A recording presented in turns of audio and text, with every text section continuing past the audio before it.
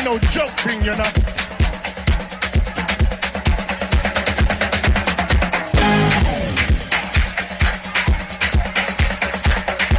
DJ Big N, he turns me on.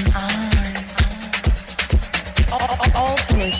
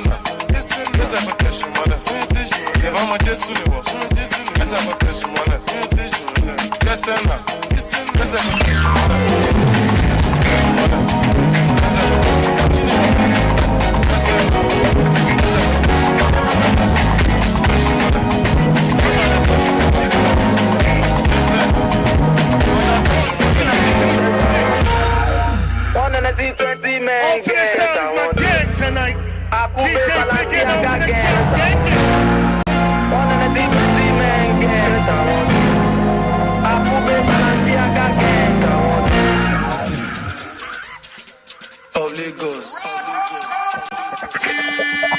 You know me, gang.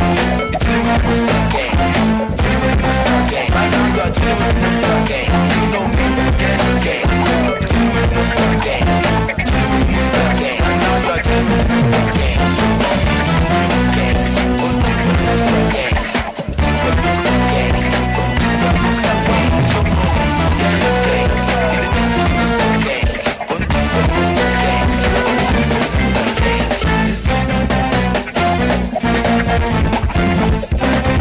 Oh, you with Mr. Gang.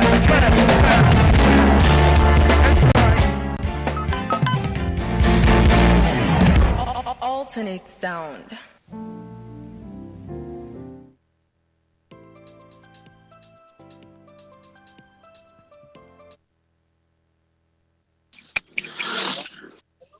Techi debe. Mama voices. So I told them. Okay.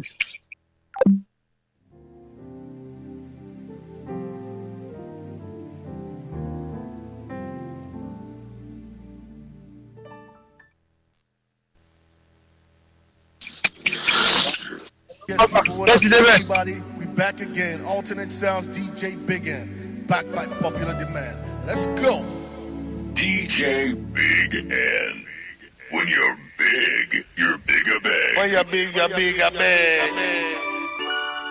It's a vibe. Rock with me. Alternate sound. Alternate Sound, DJ Big N.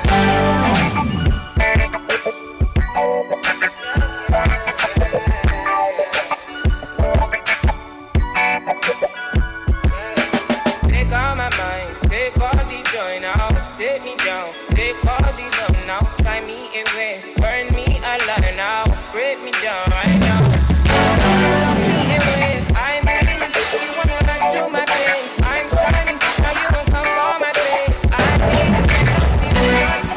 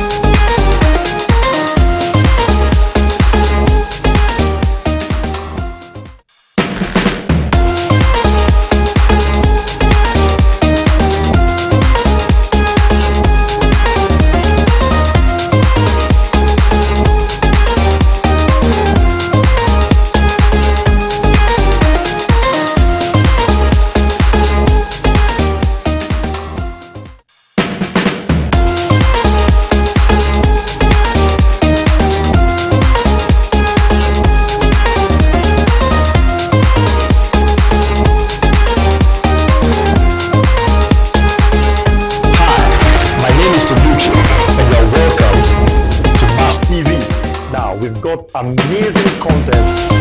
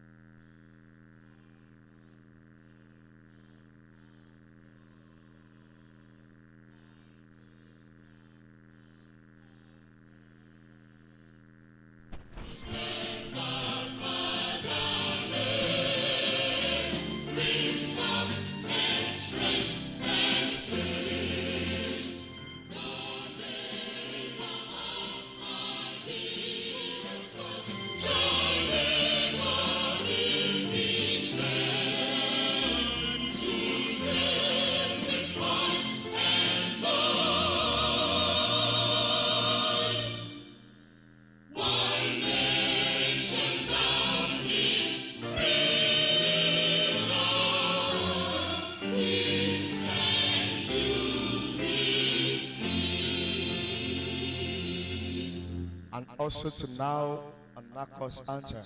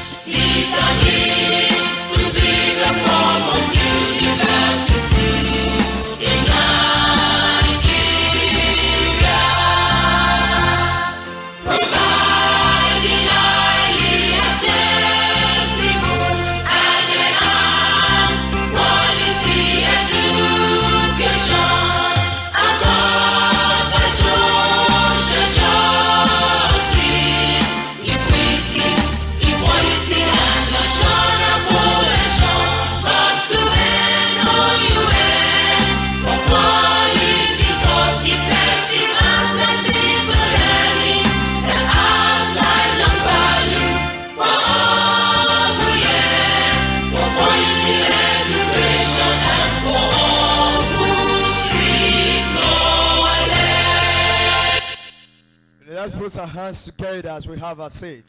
Let's put our hands. Everybody to today's episode. I welcome everybody to today's summit, Technology and Innovation Zonal Summit, Techi 2022.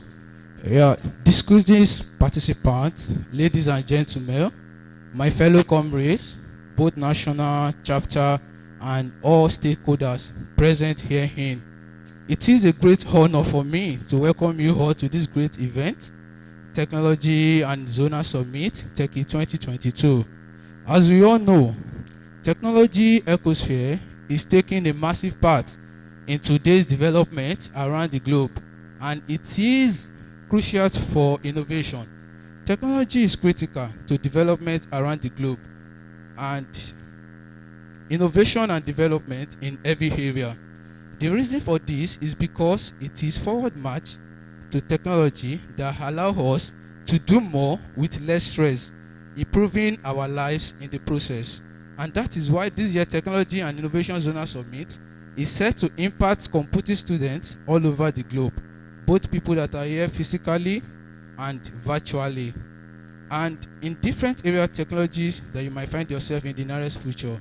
The speed at which technology is moving faster than anything that you can talk about. This shows that technology has now become part of our life. And in this conference room, I would like to recognize some familiar names. I appreciate all the effort from the Ibadan Study Center staffs, all the staff from Ibadan Study Center. They gave a good supporting hand for us. Our special vote of thanks go to the Study Center director, the faculty officer, and some of the staffs that were behind us in this struggle. And we also appreciate the Study Center of Makati chapter. He also played a vital role for the success of today's summit. I also appreciate the presence of all the participants, all students from National Open University of Nigeria, all the study centers from Southwest Zone, Abuja chapter representatives, and students from Federal Technology of Mina, Foot Mina. We appreciate you. We also appreciate representatives from Joseph Ayo Babalola, Jabu, all our guests and speakers, and all Nacos students and representatives present here. You all have worked tirelessly for the success of this summit. I welcome you all to this summit. We all understand the importance of science and technology in innovation in our day-to-day lives and the way in which they are transforming the world. So, ladies and gentlemen, I believe that by participating in today's Technology and Innovation Summit, we are in the right place, and together, let us accelerate the exchange of ideas and scaling up of good practices in the technology world. I am especially pleased that the discussion, ideas, and activities shared here by the speaker will inform, transform, and mold us to be a better person or a better version of person we used to be. I'm very confident that you will find new ideas, fresh energy, and get new networks that will develop you on your way going to the top to sustain and help redevelop our dear country. I wish you all the best. Thank you from here. I welcome you all. Thank you. Sorry, my name is Joshua Abe. I'm the Southwest coordinator for Nacos Noun, Southwest Summit.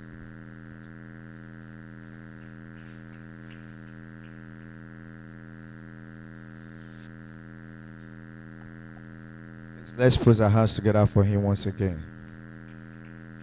That is the Southwest coordinator. He is the host of this Techi 2022.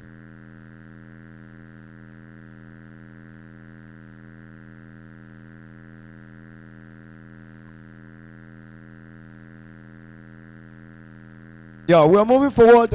We want to start learning one after the other now.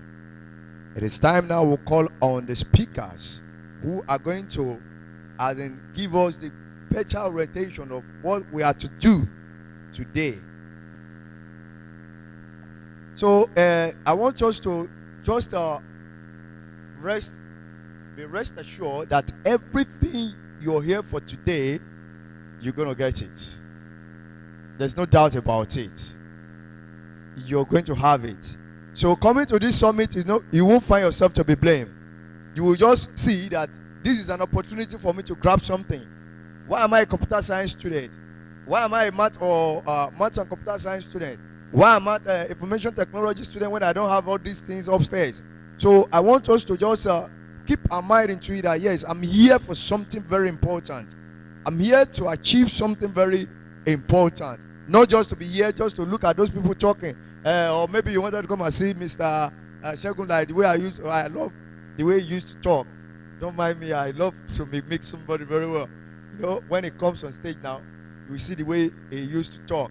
And when he's talking, you have to open your ear very well. Please just tell yourself, guy, may you open, because if you're not listening very well, you might not get what he's saying. And that means you're just here for nothing saying. So we are going to, when he's come on stage, you will see the way he communicates.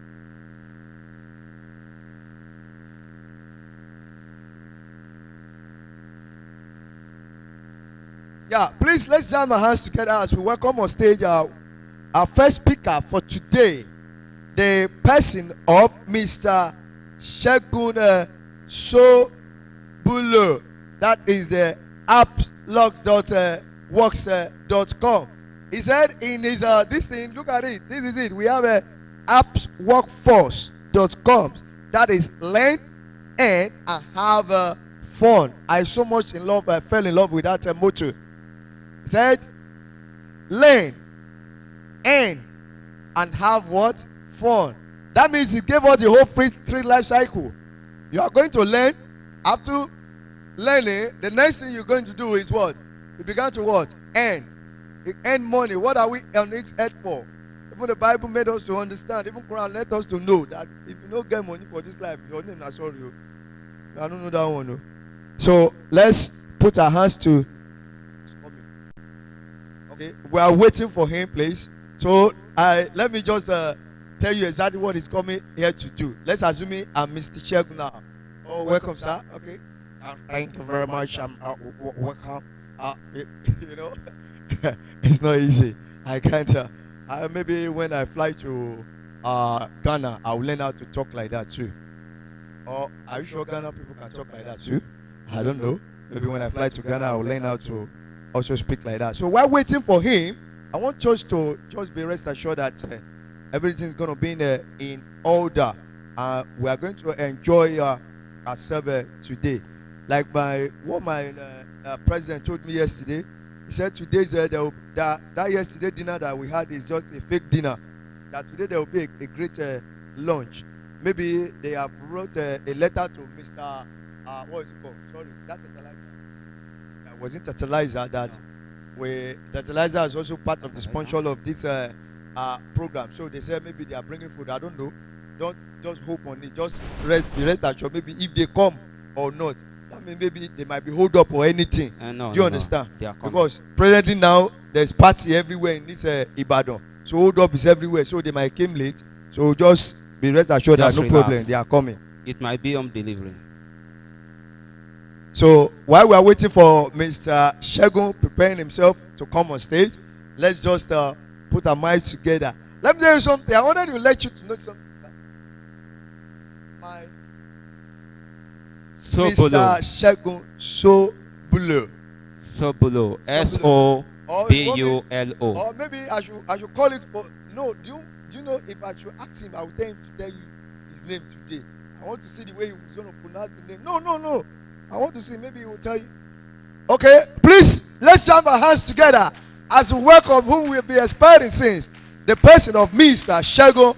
He said, appworkforce.com. Learn, earn, and do what? Have fun. Please jam your hands together as we welcome him on stage.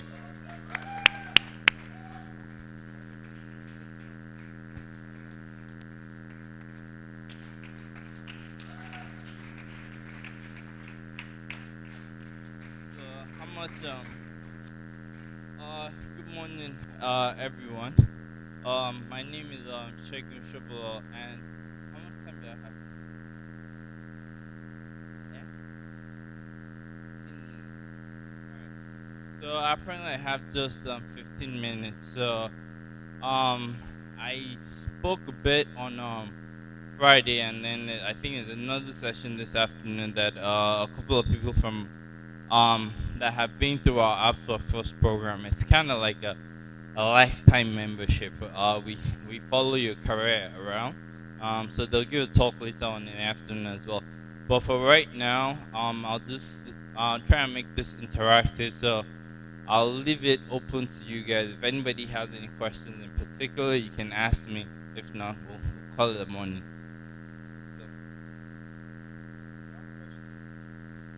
What you want to know more about appworkforce.com. What you want to know more about learn, earn, and have fun. Any question in the audience? Okay.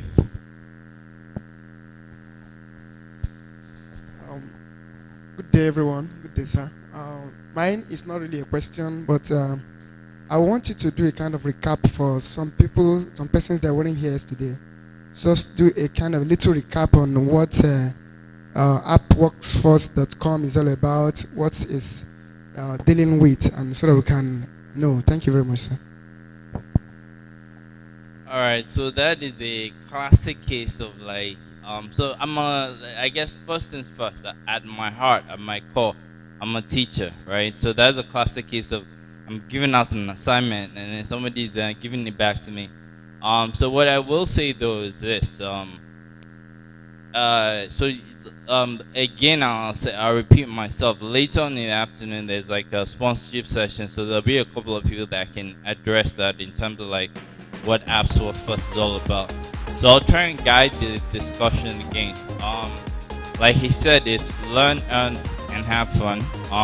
So we're all about learning, and we're about like building your career. So education and career development as well. So let me put it to you this way: you have and then we're also about like having fun. So I'll break it down to you in this way, in terms of if you want to ask questions, if you have questions about like education, so you have questions about like pursuing you want to know more about like computer science, a particular sector in computer science, anything that pertains to education, you can ask me a question about that. If you have a question about how to work on your career, get a job, get a good job, switch careers, get a promotion. If you have questions about your career, about NYSC, IT, anything that has to pertain with like jobs in general, feel free to ask me. On the education as well, JAM, SATs, GMAT, leaving the country, etc. And all those are all open questions you can ask as well. And then on the fun, I would say I love what I do. I always think if you make a choice to be, computer science, computer engineering, information management system, anything that has to do with computers, it's a great choice because it's like one of the best careers out there. we're called Apps Work First because, I think I saw an ad somewhere a while back, and it goes something like, anything you want to do in life, there's an app for that. So whatever you can think of, there's probably an app out there that can solve it. So on the phone, I'd say if anybody has any questions about like building an app right now, like what it would entail, I can probably give you some tips about how to build an app that does something useful without having any programming knowledge. So again, anybody has any questions, feel free to ask. Good morning. I want to ask question about our last summit. You came speaking to us. So you made mention of a website, that is edd.com. Yeah, so I log into the website, but to my knowledge, I was unable to get the facts you told us, because that time is like you told us we are going to get a scholarship or funds for whatever we need. So I was having a trouble loading it. So that is why I'm asking you to clear us about how to go about EDD. That's my question, sir. All right. So good question. I talked briefly about that on yesterday.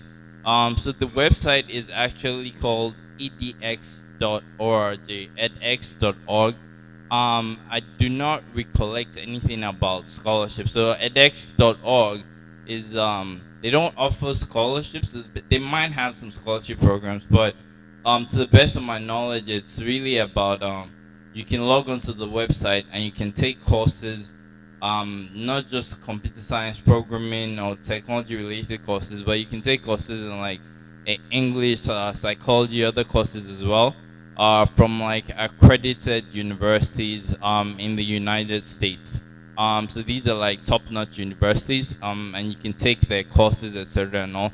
Some of those, when edX started in 2000, I started much earlier than that, but we started using edX. Well, we were promoting it in more plantation in Ibadan, same as early as like 2013. But and then we had like a brand called Niger Education. It led into Apps First, which was launched in Lagos, and then we were focused. All our curriculum was tailored around what edX has to like offer. So if you get on edX, you can pretty much learn anything. There's an alternative site, Code Academy, which I talked about as well.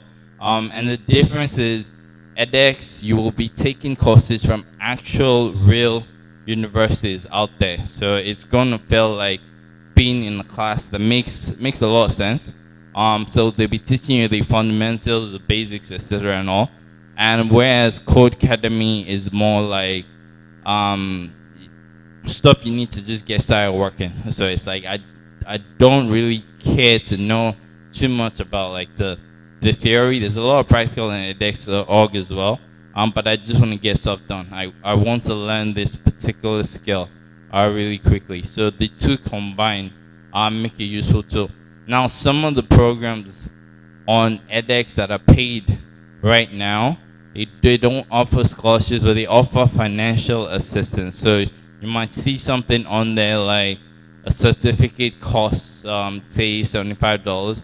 But then it offer financial assistance, and you'll almost always get it of like 90-something% off. So it drops down the cost of say $5 to like get the certificate.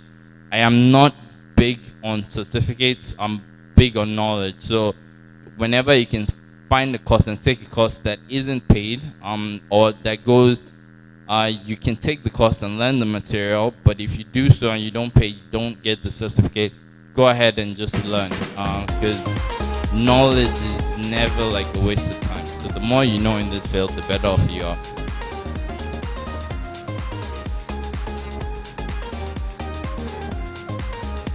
A question? Okay. Morning, sir. Morning. So my question, the first one, if you want to develop an app, for example, for a sales, let's say sales app, what are the fundamentals for developing the apps? What are the tools you need? And what are the resources you need as well? And two, for the hosting, to host the app, or do you host the app, or you just develop it and the app starts working on its own? I don't know whether you get my question, sir. All right. So that's a good question. Now, if somebody approaches me and says, "I want to build an app that is like it does like sales," then it's like, what exactly are you selling? Is it like an e-commerce app in particular, or you want to drive sales for like a particular? Yeah, e-commerce. So it's like if it's an e-commerce app, there are probably a lot of like third-party tools, etc., and all out there that you can use. You can also consider, say, maybe if you just have your own goods that you want to sell, you can go, all right, I'm going to get on somebody else's platform, like a Congo or Gigi allows you to like sell your products if you decide to sell on there. But if it's like I want to sit down and build an app, then you have to build the skill sets of like programming development. If it's going to have like a mobile app as well, to build all of that. In terms of like hosting, it gets very technical to determine what kind of host you want to select, etc. and all. The summary of all this is that you can learn all the skills you need to reach that end goal, say like within like a year. For instance, if you take you have somebody that guides you in terms of like, this is what you have to take. Now, if somebody approaches me though and says that, and says, I want you to build it for me, and I give them like a cost figure, and they go, this is going to be too expensive for me to afford, what I'll typically just say is, well, you can actually get all of that for free. All right. So one of the things you can say is that, all right, if I have say you're walking around and you're going, I'm fresh out of school, I'm in school, and I'm trying to make some extra money, how would I go about doing that? All right, I want to start selling goods online. So I always tell people technology is an amplifier. An amplifier is something too, when you think about sound amplifier, for instance, you have a sound, if you pump it through an amplifier, it sounds much louder. And that's kind of how all technology works. It amplifies what you're doing.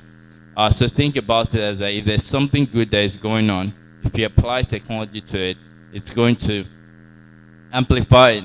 If there's something bad that is going on, if you apply technology to it, it's going to amplify it. Everybody's probably aware of like NSAS and what happened with the Lekki massacre, etc. and all. Typically, if that thing, such an incident, and there probably have been such incidences that happened in the past, maybe 20, 30 years ago, it might even be much worse than that, but the world won't know about it. But that happened, and young people use technology, Twitter, etc., and all to amplify it, and a bad thing became really much worse. So that's the example of technology amplifying stuff. To use like your sales example, for instance, if you are selling orange juice and your orange juice tastes terrible, but your friends don't tell you that, your family doesn't tell you that, and then you pay somebody to build you some expensive app to like start marketing and selling your orange juice to the masses, all of a sudden you're gonna have 10,000 strangers that don't know you asking for their money back because your orange juice tastes terrible. But on the other hand, if you have orange juice that tastes great and you build an app around it to just sell that orange juice, and then you start selling, etc. and all, then all of a sudden it's like, wow, everybody's loving it, they're referring it to their friend, your product goes viral, you make a lot of money, and it's like, oh wow, I can't believe somebody can make money from oranges like that. So that's what technology does. So taking a step back, I'm young, I'm into computer science, I might not know a lot of programming, but I want first 10 customers might be very, very difficult. It probably not might be as hard as getting your next 100 customers, and then getting your next 1,000 customers might turn out to be easier than that. So, and when I say it gets hard, it's hard. It typically might be you have to post frequently for like 3 months, 4 months, 5 months before you get your first 10 customers. But then, because you have that body of work and you're consistent, rapidly, good things will like follow. So, social media is big out there. For us, as an organization, anybody, whether you're into graphics, programming, information security, whatever, you have to be versed in Google Apps. It's now called G Suites, but it's a big it's a big part of like why we chose that name. So Google Apps is like an office productivity tool. So I'm able to do spreadsheets online, Word documents online, presentations online, etc. And all. And typically what that means is that if I create a spreadsheet now and I share, if every single person in this room has a Gmail address, we can all work on the same spreadsheet simultaneously. And what that means is that all of a sudden, when you have 30 people working on the same thing, you'll be amazed what results you can achieve. So one of the other lessons is that there are people out there that have built great apps, and you don't necessarily have to know how to build an app, but you do need to make an effort to learn how to use some of those apps. Thank you. I think we all understand according to what he gave to us now. And our question has been well answered. You are here to, okay, you still have question?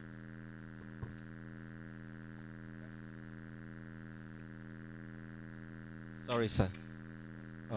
So what I actually want to understand is, if you're building an app for e-commerce, for instance, and you don't have much of programming knowledge or good technical knowledge, but you actually want to do it, are there kind of some instances of some websites or apps that you can leverage on using their template to build your own temporarily, like a franchise, being on one, leverage on the other to build your own? I don't know whether you get me right. Yeah, so I got your question right, and like I said, some of the resources like edX, Codecademy, etc., and all will show you how to build an app. Google is your friend. You can always Google, how do I get an e-commerce platform for free, for instance, and you'll find options, etc., and all on it. But at the core of everything I do, besides the learning, is the earning. So whenever you want to do something, there needs to be a cost-benefit analysis. So do you want to find yourself in a situation where you are trying to build an app for a year, for instance, you don't have technical skills, you're trying to put some roughshod implementation together temporarily, as you say, you bleed a lot of money in that 1 year, you lose your potential customers, and then you're going, Sapa don't catch me, I'm broke, this field doesn't really make a lot of sense. Versus you go, well, I want to sell goods online, Conga, Jimmy, etc., and all. I use Instagram creatively, etc., and all. I can get on my own social media, etc., and all. In that 1 year, I'm going to make significant profits. In that 1 year as well, I can be building up my technical skills, right? Besides just searching on Google, YouTube, etc., and all. But some of the quick solutions you're mentioning, but taking classes from the likes of edX and Codecademy to build up your fundamentals, while at the same time in that period making sure you're earning as well. So I always like to have a focus on like do something, right? You will be amazed there are people that are much older than you that will say stuff like, I don't know how to use email, for instance. So sometimes you think what you know is very little, whereas what's actually happening is that what you know is a lot more than the next person, but you're making a choice, like a self-defeatist attitude that I don't know a whole lot, so I'm not going to go out there and try and do X, Y, Z until I know a whole lot much more. There's always something to learn. So there are things that even me myself, I'll look at like, I can't really accomplish that. The client will approach me about something and I'll go, I can't really accomplish that. But I never go, no. I go, well, this is what I can do for you now. Given what you want to accomplish, this is what I can do for you now. And we'll work towards that end goal. And the other thing you do is like, if somebody asks you for something and you can't do it, then just put a price tag on it that is expensive. Like, if I was to do this for you, it'll cost this much money. But if I do it this way, which is like the way you understand, it'll cost this much. So how about we do it like this first and we work up towards that? And if they say yes to that, then the answer is also easy. All you do is you go out there and you reach out to people. Networking is big, and you find out who knows how to build stuff like this. I'll pay them this and I'll collect this. And they had like instructors that come in every now and then. It was like virtual learning, etc. and all. But the program struggled initially. And then what they discovered was that when they just let the students be and learn on their own, but in teams, they moved much faster.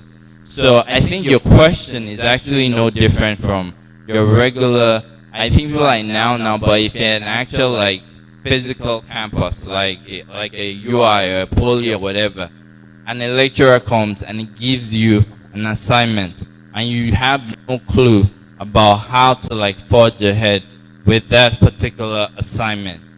Typically what happens is like you form study groups. Somebody knows the material and is like a tutor in charge, etc. and all. It's no different from like learning online. So what we try and do is that when people are learning, group them together. So we don't promote every course out there. We promote a select number of courses so that you have 3-4 people taking the courses online at the same time. So when you get stuck, there are people around you that might be stuck in the same place as well that you can work together to kind of move ahead. The beauty about any sort of like online platform as well is before you actually start taking any course etc. online, get to know how to use the platform.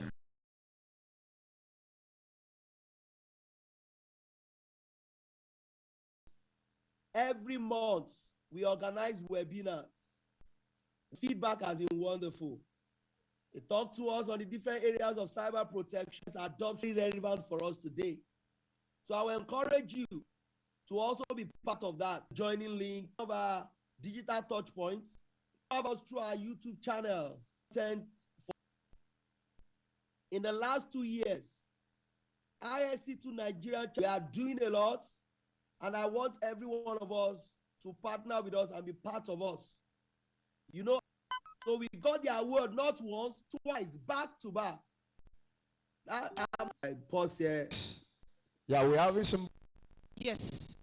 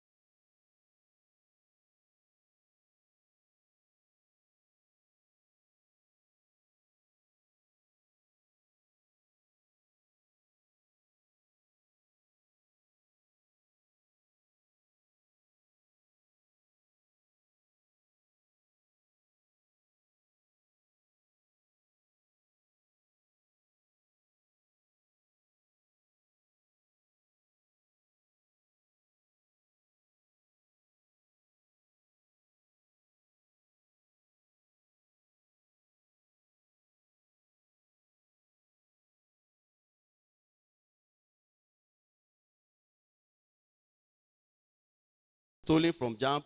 We have the one that INEC have stolen. We have all of them. And they have the team of this cyber security on ground.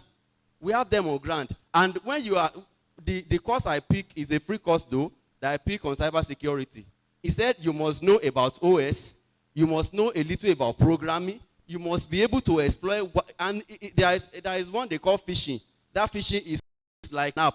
When that attacks your website, it clones the website the way it is. It clones it and bring it out like that and project it to people. It might be only one character that differ from your own and that. And you are now telling me that somebody will now hack the website of JAMP and go and upgrade results when we have those people on ground. So we have to work on our conscience first. And the system of our governance first. We have to work on it. And we ourselves, we should be advocates of this thing. If anybody, like myself, I will paint an image. This BEDC, because they operate in my zone, they disconnected my light. And he now sent my neighbor that they should inform me that if I want to reconnect, I should know that the I think red phase has been brought down to neutral. That if I want to reconnect, I should know, I should get a professional and pay all those things. And I paid the previous month before they came to disconnect that light. I now pick my call, you know. As a computer scientist, they've drilled you. If you really pass through that process, you know. And I know a bit about law. I called them, I put it on record that what is the procedure and what are the steps to be taken before disconnecting light. The person I spoke with said, I didn't pay, I pay last month, they will not disconnect me this month. That is what I need.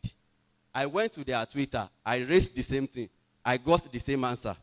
I now wrote a petition. I'm for Ekitido, and they believe we know about petition, but there are some things that you have to take some steps. I wrote the petition on a special letterhead. I called the chairman of my community that trouble is automation become more widespread. Because some of the art skills you think you know and makes you a master in what you do, or makes you, you know, that expert. Some of these cognitive technologies will be able to do them effortlessly. So how do you maintain your relevance then? How do you retain your relevance if automation can do almost half of what you can do? If cognitive technologies can do almost half of what you can do? It will almost be like if an organization have 10 developers, they will have to reduce them to like 3. If automation is already doing half of what they can do. So if they are telling 7 people to leave, will you be part of the 3 people that will stay? That's what I'm talking about. This is not happening. That's why we call it the future of work. Because it will get to that point. Now, in cybersecurity, the next slide. In cybersecurity, currently, around the world, we have 3.5 million unfilled jobs. 3.5 million unfilled jobs. Now, why do you think there is so much unfilled jobs? And there are people looking for work. There are people looking for employment. And there is so much large gap like that.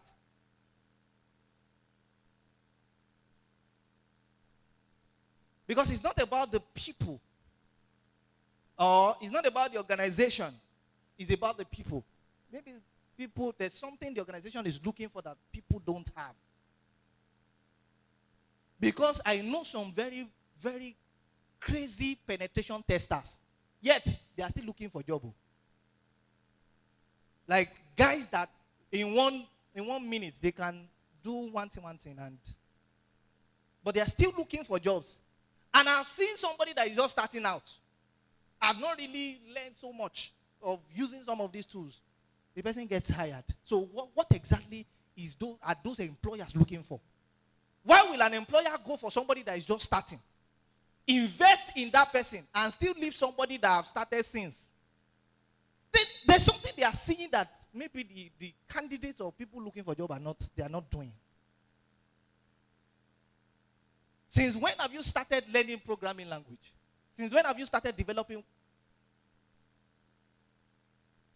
The last time that you did an interview with Facebook, why didn't they pick you? You know, you yourself, you knew you did well. You knew you passed the coding. You know, there are different stages. The system stage, the interview stage, the coding stage. You knew you passed the system stage where they talk about operating system and the rest. You passed the coding stage where they talk about the programming languages and the rest. But it came to the behavioral test where they begin to ask you questions that have to do with the core values of the organization. You knew yourself that you did not do well. So what I'm saying is, while we learn the hard skills, there are other skills. We may call them soft. There are other skills that sums up your competencies and make you become relevant and stand out amidst many other technically savvy people that are looking for jobs. The next slide, please. So, many job seeker in the cybersecurity field fall short of the standard of competence that employers demand of their cybersecurity professionals. This is not only applying to cybersecurity, even other tech fields. Now you have 20. I have a guy, John Moses. I don't know if you have heard of John Moses. 17 years old. The guy is crazy with programming. He can write efficiently 20 programming languages. 17 years old. The guy is into blockchain development, is doing massively well. What stands this guy out is because of the way he could actually make people buy into his idea. That's all. Yes, of course, he's for 17 years old guy, 20 programming languages is way too much, right? For you to know it proficiently. But in addition, there is this, as small as the guy is, there is a way this guy can make you buy into his idea. That's not a skill everybody has. Even some sales personnel, they don't have that skill.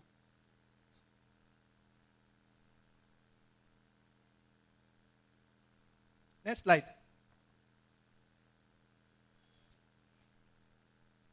So, now, we can see this, right? The future of work. We'll quickly talk about this, and my time, okay. I'll just quickly. Okay, so the Society for Human Resource Management and Willie Stower Watson, they did a research in 2020, and this was what they came up with. They said 85% of the jobs that will exist in 2030 have not been invented yet. You know why? Because there are more cognitive technologies and emerging technologies that will create and invent jobs we have not seen yet. For example, Web 3.0. Sure, you know that there are job roles that are still coming that will be tied to Web 3.0. You know, Web 3.0 is still under testing. We are still, we're not immense in it yet. So there are no much job like that for, except maybe blockchain developer, Web 3.0 developer. But there are jobs that will be coming as far as 2030 that you'll be seeing tied to Web 3.0 because it is a technology that is just emerging and it has come to stay. And in short, it is the future of technology. 20 years ago, there's nothing like Web 3.0. We were struggling with, was it Web 1.0 and 2.0 or something? That was 20 years ago or 25 years ago. As at that time, we didn't even know that there's something, maybe something will come out at the end of the day that will be Web 3.0. All of us are doing this Yahoo Mail. How many of us used Yahoo Mail then? Very well. Like, that time there was I think it was Yahoo Mail that was so, and MSN, right? So now what I'm saying is jobs are yet to be invented, and we must prepare ourselves and position ourselves in such a way that when these jobs are beginning to be rolled out, we position ourselves in such a way that we'll be able to learn the techniques and then be able to key into it. Okay, so now look at the future of work, that diagram. Now, how the future of work is done. You know, I said the future of work is the projection of workers, and how works, we evolve. How the workplace will evolve. My time is up, right? How the workplace will evolve in the coming years. So look at this. How the future of work will be done. It will be done using AI, robotics, and automation, right? And I've said some things about that organizations with sense, we know that this should not take the place of their employees, but should help their employees to be able to deliver. If any organization is not giving me that ability to balance work and life, I will not do. I need my life. You cannot come and cage me because I want to work for you. No. Remote work. So that time, you will see more of remote working. You see more organization migrating to the cloud. A lot of organizations are doing that now. Migrating to the cloud and adopting remote working. Okay, so there will be fluid work schedule and the rest. Okay, this is evolution of the next slide. Okay, so the evolution of Web 3.0, I won't have time to talk about that. But what I'm saying now is, let me quickly jump. Cybersecurity competencies. You can just move to the next slide. Move to the slide 11. Slide 11. Cybersecurity competencies. Yes. The first one, the tier 1, is personal effectiveness competency. Workplace competencies and industry-wide technical competencies. Now, tier 3 is what most people have a mass. The use of technology, the use of tools, programming language and the rest. You see, 1 and 2 is what a lot of jobbers struggle with. And that is what is standing so many people out now who are getting jobs. So there are interpersonal, I might not be able to go through all those because of time. I wish I have more time.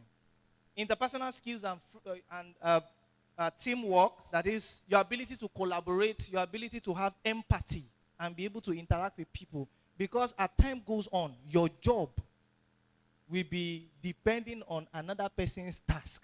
It means for you to be able to deliver your own job effectively, another person's task will make that happen.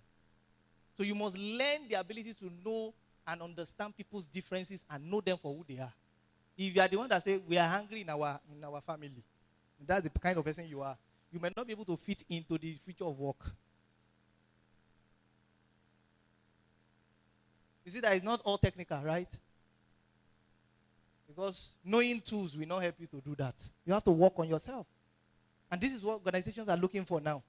Somebody that, because you will see bosses that will, if you have worked in bank, you will understand what I'm saying. Some bosses will talk to you as if you don't have life. So you will say because of that you will leave your job. But now your village people will pay bill for you.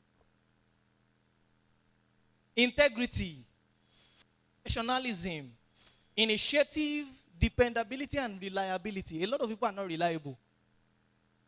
And that will still affect their job, irrespective of how competent they are with hard skill. How competent they are, you can train data, but you are not reliable. Company will not employ you. I would rather employ somebody that has integrity, is reliable, and also has the competence to carry out the job.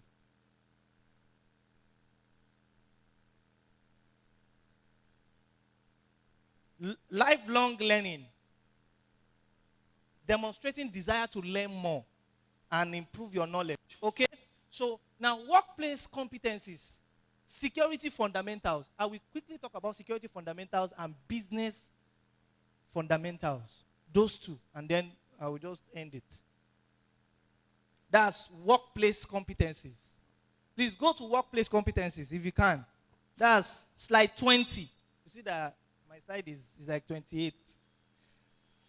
Now, security fundamentals cut across every other field.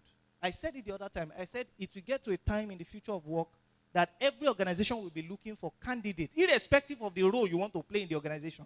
Candidate that has basic security fundamental knowledge. Somebody that already has personal security acumen or prowess. Because they know that human is the weakest link to attacking an organization. So if you can do that job of protecting yourself first, they know that their organization in your hand or whatever they are committing into your hands. Of course, if people cannot get through you, they want to use technology, they will take care of that aspect. But you first, do you have this basic security fundamental knowledge to protect yourself? How much of your information are you exposing online? You snap a picture in front of your car, and the plate number of your car will be showing in the back like this. Oh, you think that's not we call something OSINT, open source intelligence. It means that there are techniques that we can use to find any information online that are publicly available without breaking into your privacy. That's called OSINT. So if I want to know the hotel that you lodged in last week, based on some of the things you have uploaded online, I can know it. I will just piece together all those information. You snap a picture somewhere. You uploaded, we are going for partying. You know, all those kind of things. I will just piece them together. I don't need to get the address of the hotel, but I will get something close to it and I will be able to determine which hotel you lodge in. That's all things. It's part of personal security. How much of information about you are you exposing? These things will be tested in the future of work of every employee before they get employed. Because at that time, it will be too risky because of the amount of threats that would have been around. Amount of threats and malware. These hackers, they are working day and night just like the devil. They are working day and night to make sure that there are imagined, another. We've blocked this one. They are inventing another one. So it starts from personal security fundamentals for your personal self and then for organization. Okay, so business security. You must understand basic business principle. It's not until you go and do business administration. You must understand basic business principle to fit into the future of work, even as a cybersecurity professional or whatever professional you are in the tech field. Understand how to develop and implement and manage policies. Understand how to develop procedures and measures that improve productivity. And then monitor the ethical climate of an organization personally. Okay, so let me stop here. Thank you so much. Please, let's clap for him. Let's appreciate him a lot. I guess most of us are ready to join that group immediately. We have learned a lot. So while waiting for the next speaker, I want us to understand that there will be a practical section here today.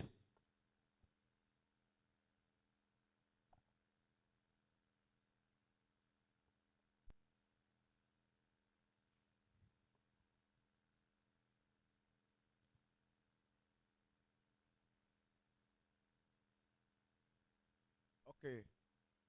We're going to have a panel section. At the same time, Mr. Shegun, you're asked to stay wait behind for panel section. At the same time, we're going to have practical section before the introduction of the ESCOs. So while we're waiting for the next speaker, will be on virtual. That is Coven Works. we are, while we're waiting for the Coven Words to be on virtual as our next speaker, let's be rest assured that you are jotting whatever you wanted to ask at the end of all the speakers. Once all the speakers are done with their teaching, you will be given a chance to ask questions of where the area you did not understand. So you shouldn't just be rest assured that you have enough time to they will have enough time for you to answer your questions. So you shouldn't bother yourself that, oh, we did not ask Mr. Shego any question. Now he's packing his laptop, so he wanted to disappear. Abi. It's not going. I've already called on the protocol officers to make sure that they guide the gate so that he won't escape from Ox. All right, we're waiting for the Coven Works speaker.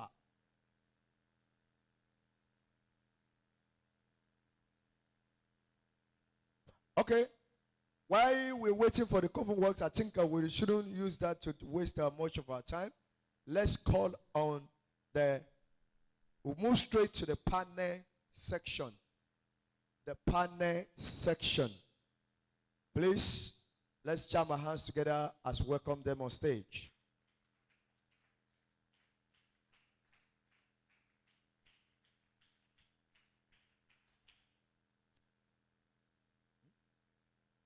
Yes, no, use it. Good afternoon. Good afternoon, everyone. My name is Ronke. So we're having a panel section now, and I would like to call on the speakers. So do we have Mr. Let's encourage them. Thank you. Then do we have lines for him?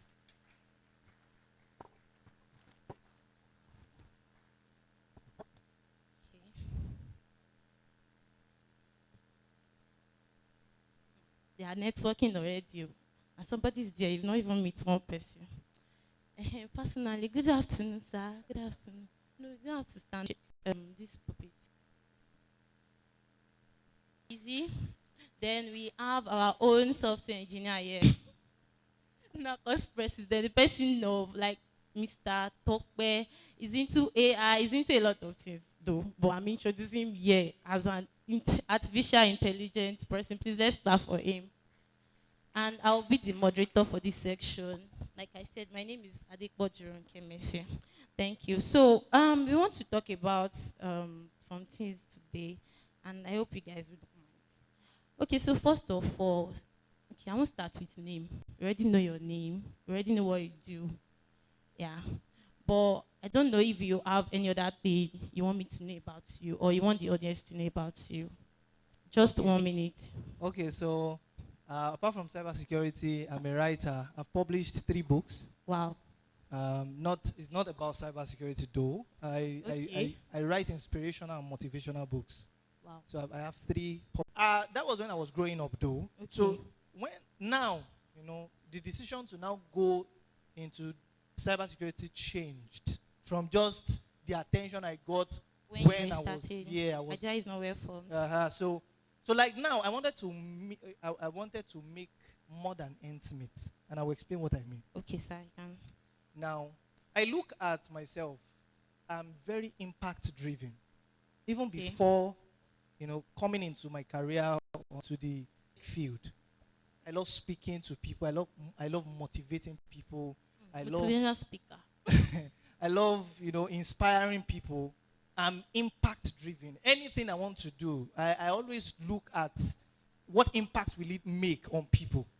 So I look at that if I will be coming into cybersecurity, I should come with that same drive. If I will be coming into tech, I should come with that same drive. Okay. So, and I look around, okay, what career path can really give me that leverage for me to make that impact? Okay. I try and made research, and I discovered that cybersecurity will give me that platform to import most of my inherent abilities, like my speaking ability, my writing ability, my ability to, get people and motivate people to do stuff. Just in cybersecurity. So that was what I discovered, and I look at it. Okay, so this is for me. I can come here, make money while making impact. Oh. Please let's clap for him, please. Okay, sorry. Before I move to the next person, I saw analysts. Like maybe they wrong something.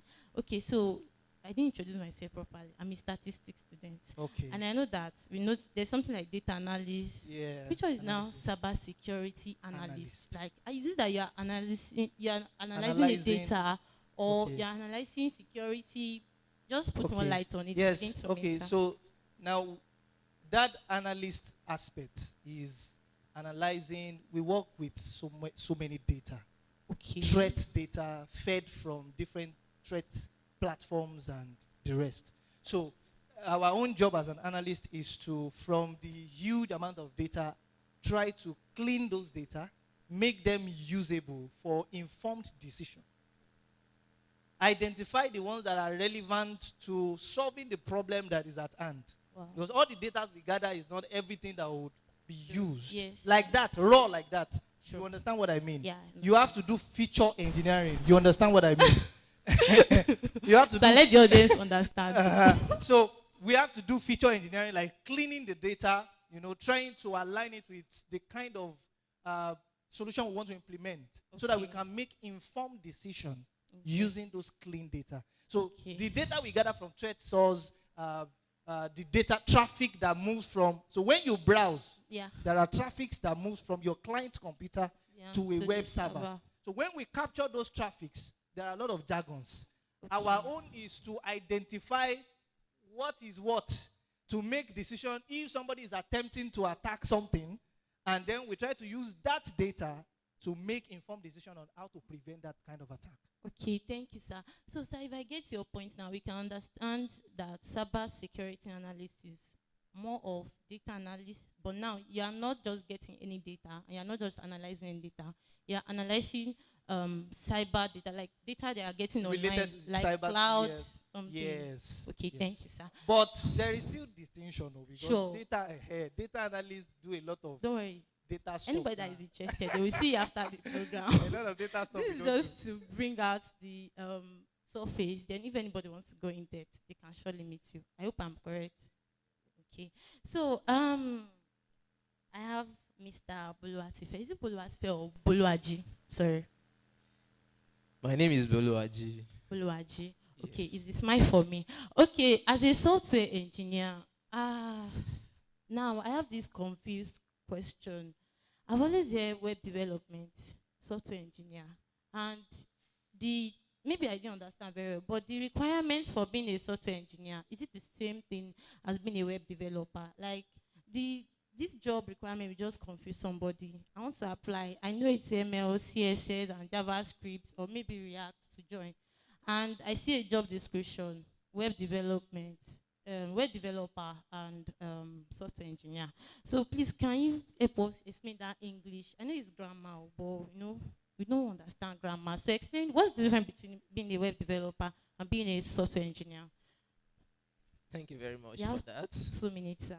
All right. So it is not until you get to a particular level that you realize that what you think you know is actually like a little bit of the entire image, and you've just been scratching the surface all along.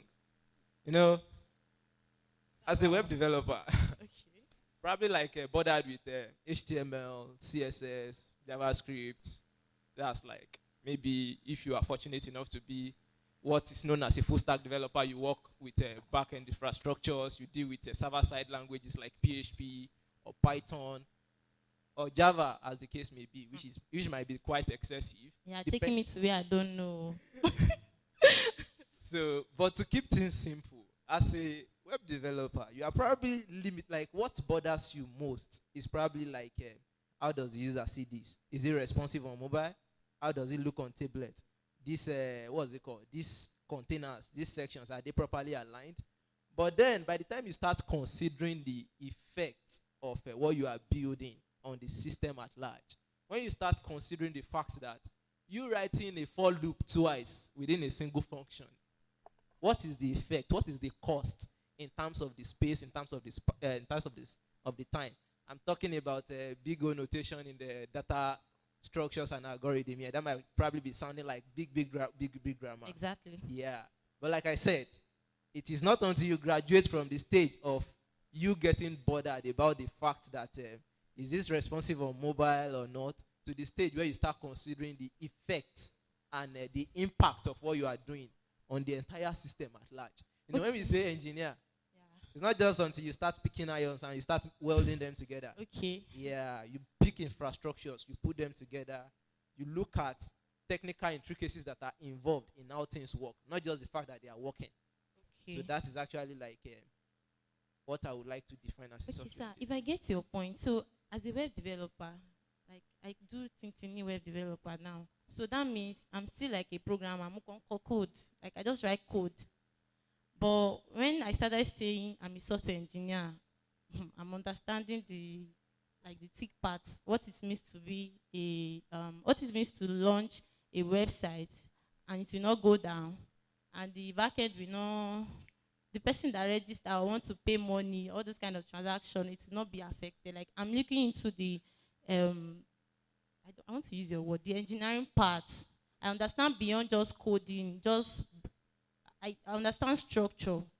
Is that like, please let me know that's what you're saying. All right, yes, you're on track. You know, I said something yesterday that developing a software, it's not just about writing the code. There are so many things that goes into a product than your... You taught us ADLC. Yes, software development lifecycle. There are so many things that goes into a product than you just sitting down and writing code. There are so many thought process, so many workflows, so many strategies, so many requirements that you put into consideration before you say, okay, oh yes, I'm developing a product, I'm building a product, and I'm giving you a product. See, most of the time when you see a particular product having a wait list, it's not as if there is nothing on ground to test. Some people are actually somewhere working on this thing and trying to consider the pros and cons of what they have on ground. So they are saying, okay, oh, join a wait list. This thing is coming. We are just cooking something to give you something better. So at that stage, that's where you know an engineering manager that is looking at the procedures that are needed for you to deliver something that will be acceptable by the end user. Okay, thank you, sir. Please, let's give him a round of applause. Sorry. Okay, my able president. Hey, hi, Omo. I tell you the other time that I'm in statistics, Abi. Okay, so in statistics, to us, data science is the basic, like it's like your HTML. CSS is like your data science is like your CSS. Why AI is like JavaScript. You understand what I'm saying? The way I arrange it. So anytime I heard AI, I'd be like, wow, I'll go along with it. Now, you're into artificial intelligence. Like, what's even artificial intelligence at the first place? Please don't take my time because I still have a lot of questions to ask. But like, artificial and its intelligence, like, what does it mean in the layman word? Okay, it's quite simple. Yeah, let me just say, with the help of AI has solved a lot of resources for us. Just provide a lot of platforms that is for us to be able to use what we call AI. There has been a lot of development in the last few years. So we are talking about artificial, creating something. So treating, that means training it on your own intelligence. Now this just like you can build a lot of things. Now you are creating your own intelligence. That is, you are training that same model to behave like what you think to behave like. Okay. So when this comes to AI here, we're talking about how to solve a specific problem, that is getting a data of, okay, how can we be able to implement AI in driving, in phone, in different kind of platforms. That is, Elon Musk was telling us sometimes, I remember when I watched a video, and he was saying that AI has done more harms, exactly, than to good. To the good. But I say, for me, I would say AI has done more good than the harm. We have a lot of most of us. Are you trying to counter the most richest man in the exactly, country? exactly. But everybody will definitely have his own perspective. Okay. So everybody, he might be right in his own perspective. Okay. But when we are talking about somebody's perspective, don't judge like that. You need to listen carefully. Okay. I'm not rich. So you get. That's what Now, I'm trying to do. this is how it is. With the help of AI, you can drive a car without a driver. Okay. But we know everything has its own pros and cons. We Yeah, are sure. not saying that. But assuming I need to get to somewhere and the road in Nigeria is good, all I need is just start the car. Maybe I can't even walk. I can't even drive. But all I need is a command. If we have an Take me to accident. where I'm going. That has solved a specific problem. A lot of us have a lot of this problem of typing and you don't remember that word on time. Dictionary, all those auto voice, you just say, Google. Grammarly. I want to, even instantly to type it out. So which means the problem we are saying about it has solved a lot of problems. Talking about AI, we believe that AI is the future. Talking about everything regarding machine learning, regarding data structure, regarding data is life. In fact, we can't do without data. So if you are a software engineering, if you are a cybersecurity, I need data. It is very, very important. If I have to have everybody that is participating in this summit, I need their data. Okay. So to feel like, okay, I need to do this. But the future of AI here has done more good than the harm we're talking about. Mr. President Amaja, I only asked you, what's I didn't know what AI is. Like, give me a layman, a layman meaning. So that when I want to talk to someone, the other time they say we should become an advocate. Okay. So I want to advocate AI. I want this person that doesn't have interest in tech to come into tech and come and do AI. Mm-hmm. So what am I going to use to convince the person? Oh, AI is just data. Is it correct? Okay, you might not say AI is data, but you need to know that when it comes to AI, it's the process of training machines. Okay. Yeah. The artificial intelligence that is using your own knowledge to train a specific machine. Okay, so if I get your point now, it's just like giving a particular instruction to to something that do this thing that I felt it should be Just done. like you are using a command. Okay. Your word artificial is just like you're creating your own knowledge. Okay. You get? So imparting it to the computer that is telling the computer that, okay, I want you to do this. The intelligence of you passing it to the system to do a specific problem or a specific solution. Okay, so sir, as far as Nigeria is concerned, I bring it down to Nigeria because most time when we talk about these tech things, I believe it doesn't really take effect. Yes, everybody is now write HTML, everybody now can do Excel, everybody can do graphics. Now, when you're not talking about the AI part, do you think there's a product of AI that is functioning well in this country, Nigeria? Can you come up with that question again? Is there any AI product? Now, if I say software engineer, I have websites that people have built and I've used before. So I understand. I understand the cyber security. I will still ask them. But now, let me ask you, is there any product of AI, like what we've used AI to build in Nigeria and is working the system, like everybody is using it? Okay, in Nigeria. Okay, that's why I said, okay, when it comes to AI like this, I feel like robots might not work like the way it's supposed to be. Okay. But because even though there are companies, the life of AI here, we still have limitations where you can create a model or let me just say a robot to lift up his hands using a command lines, using some programming language. Sure you get. Now, when it comes to all this, maybe something you've showed or something people who needs to see about AI, might not necessarily be physical. Are you getting me? Might not necessarily something showing here or working just like a mobile app. But trust me, as long as an AI, I need a data from a software engineer. So you get. You might not see it. It might not be visible to you. Yes. Sure you get.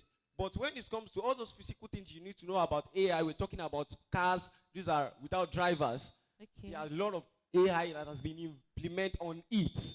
Okay. When you're talking about robots, there's a lot of things that are AI that has been implemented on it, which is using the same machine learning.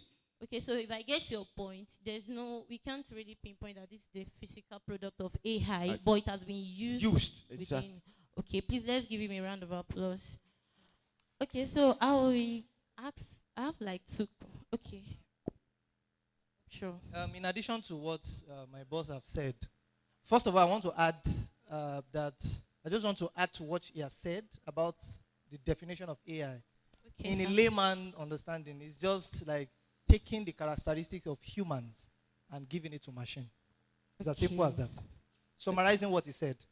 Then also, the product of AI that you're looking for, Yes. right? Yeah. Have you noticed that if you go, let's use Jumia, let's come local. Yeah, local, If you like go to Nigeria. Jumia, yeah, if you go to Jumia and you try to search through some products like shirts, you check Yeah. for. To start If bringing you use Truecaller, something. Truecaller, if you try to dial a number and your internet is on, Truecaller will bring adverts. They won't bring advert of something. They will bring exact what thing. you said. Truecaller was not there when you were doing Jumia. That is an implementation of a very simple implementation of AI. And we have Siri, we have a Google Assistant on your phone. You use it every day. You interact with AI every day. Okay. Your phone listens to you. Okay. It's just that you don't know. That's an implementation of AI. Okay. Thank you, sir. No, you can still hold it. Don't worry. So I have to, sir. Banks, GT yes. Banks, okay. GT Bank now implement. Yeah, they now implement. They even have like this assistant, AI assistant that you can actually interact with. with for Okay. So these things. So if I locally. get your point, all these chat box on website I saw that chat with Ada. Is it Chatbots, yes, All they those are, kind of they are thing. AI. So those things were trained. I just want those models were something trained. everybody could relate to. Could relate others, it, of course, but yes. In thank addition you. to what he has said. So our time is fast spent. Now I have two questions and I want everybody to answer. I don't know how I'm going to split this time. Okay. Okay, so the question is like different thing. The first one is the challenges you faced in your career, and the second one is I want us to talk on volunteers. I noticed something that I want to become. You talked about entry level the other time, and everybody here. Let's imagine you picked a web developer, graphic designer. Like we split ourselves now, and we want to go into the market at once, just like a graduate of a university. Like 5,000 people graduate in one university, and we want to enter the labor market without and other schools too are there. Yeah. So there is no chances for us to, and we later say there's no job. Now, so everybody now hear about tech, one graphic design, UI UX, web developer, data analyst, blah, blah, blah, the one that we don't even know the name. But what I want to do is I want to start coding today. And by 3 months, I started earning 150K, 250K. I want to start earning like you. And I just started the journey you are. I want to start today. But I want to start earning like you in the next 3 months. So I want you to explain, does it work that way? Like, is it easy just that way? And when I mean volunteer, so I want you to impute how we can actually push ourselves outside by volunteering. Now, volunteering, people has limited it to programs. Like, okay, I'm coming to this program, what's volunteers protocol? So I wanted to bring you to the workspace where maybe you've also done one before, I don't know, but if you have experience of such, like I'm just giving some details, so I don't know how you're going to do it for me. I'm just giving you 2 minutes. 2 minutes, talk okay. about it. From the first question, you asked about the challenges I faced. Well, starting out, the challenges I faced was that it was very hard to get mentor who are committed to mentoring me. Okay. It was very hard. And I love what so many communities are doing now. Yeah. Connecting, people that are just coming mentors to mentor. they might not be able to have access to directly. Yes. That time when I started out, I didn't have that opportunity to have communities like that I can easily join for them to connect me.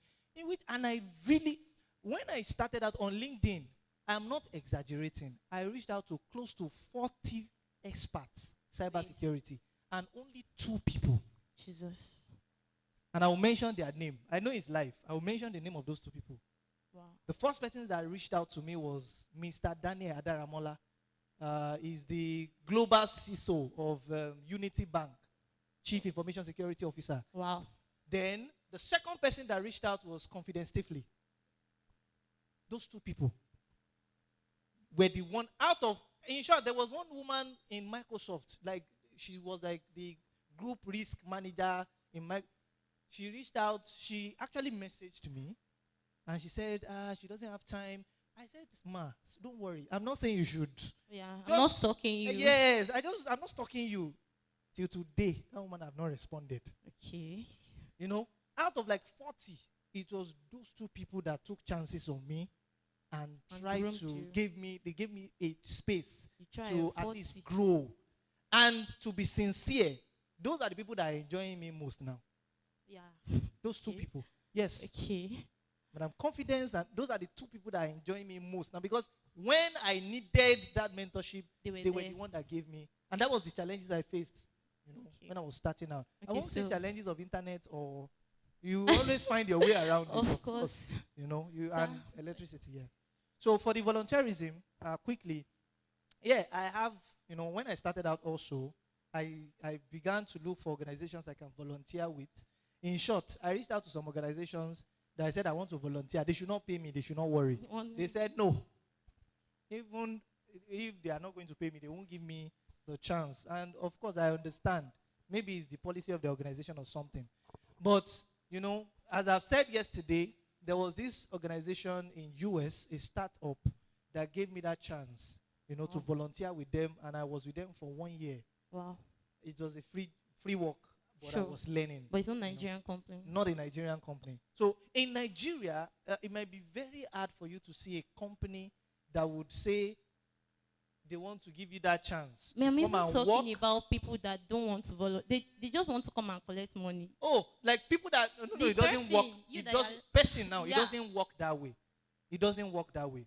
Volunteerism is a technique that would help you to skyrocket your growth when it comes to technology or tech, the technology field. It will help, because by so doing you will learn the industry way of accomplishing deliverables. You'll be exposed to real life, real world projects. In short, you might be given the opportunity to work in a production environment while volunteering. Wow. And those are the experiences that all these employers want to. They want people who have done something before. Not somebody that will come and be the database administrator and will come and delete their database. Yes, there was a guy, computer science graduate. I won't mention his name. A database administrator, he was employed. That week, he deleted the database. Mistakenly. Sir, thank you understand? you. So I it's have very, to- very important. Please, let's clap for him, please. Okay, sir, do you remember the question? Because that's the real question I have. Your challenges as a software engineer, where someone will call you at the midnight, Alaye, this backend is not working again. No, they sent something. The website is down already. Blah, blah, blah. And then, do you even have any volunteering while coming up? Okay, starting from the first 2 minutes. question. 2 minutes. All right, starting from the first question. Let me start by saying your eyes will see shege. Sir? Your eyes will see shege. Sir, don't scare us now. No, I'm not still scaring you. I'm coming just up trying to be too. realistic. So it's not a smooth ride. I will leave tech and go and do farmer. See, I actually wanted to start a fishing career. Voila. Yes. Okay. That's by the way. The thing is, the challenges, they are not limited to physical challenges. Okay. Sometimes it is mental. Mentally. Sometimes it is even emotional. Because So are you in a relationship? Like, so emotional? yes, I am. It can. With code. Continue. Yeah, with code, and also not with code. Okay. I have a laptop that goes by the name Cassandra. Exactly. I have people that date their computer. So I understand. Sometimes you are kind of in a zone, and it is more or less like you're actually like communicating and conversing, and you are dialoguing with something that is not actually talking to you, but you just have it going. It does So me. might probably make you look mad in the face of an external, personnel. But about challenges that you face in tech, in terms of your health, if not carefully managed, it is something that can give you a very poor health.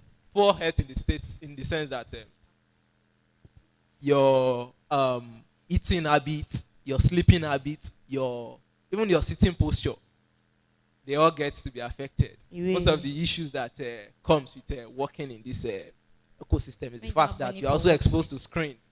And the what's it called? The ultraviolet rays from these computers and everything, they are not as good for your eyes and everything. So these are some of the health challenges. Then in terms of the mental challenge, see, sometimes you are faced. I said something that you are faced with a situation and you don't know if you are the one testing your code or your code is testing you.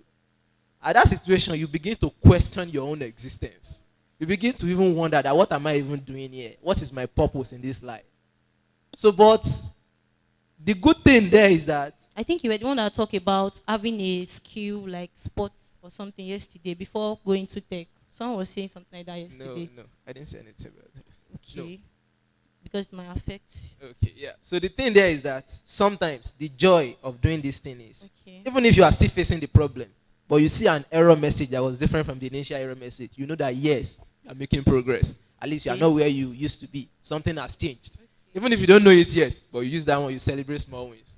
So another challenge there is that it has the capacity of interfering with your interpersonal relationship. And that's, I mean, the way you communicate and relate with people within your circle and even outside your circle.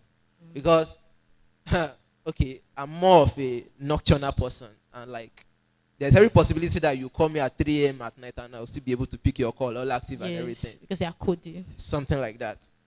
And you cannot just imagine that I want to try as much as possible to blend that kind of lifestyle with someone that is always up and running during the day. There's every tendency that when the person is sleeping, I'll be awake. And when I'm awake, the person is sleeping. Change your lifestyle. So there's a chasm in the relationship there.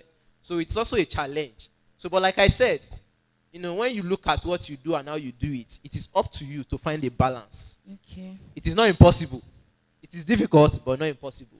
So it is up to you to find the balance. Sorry, because of time, can you go into the volunteering part? All right. Thank you. I'm very sorry for No, not at all. Regarding to volunteering, see, there is this, okay, I would not call it a lie because at least to a certain extent, I know people that are earning big. I'm not part of them. I'm a small boy. So, in this tech space, people believe that there is money. But what people are not telling you is that that money is your blood. Sir, can you hear me? Okay. I don't understand. It's blood money. You are not doing ritual, but you work. Okay. So, sorry. Apologies for the change in language and everything. So the thing is, the work can be tasking. Okay. The work can be tasking. It can be tedious. And it can require so much, even out of your own personal time.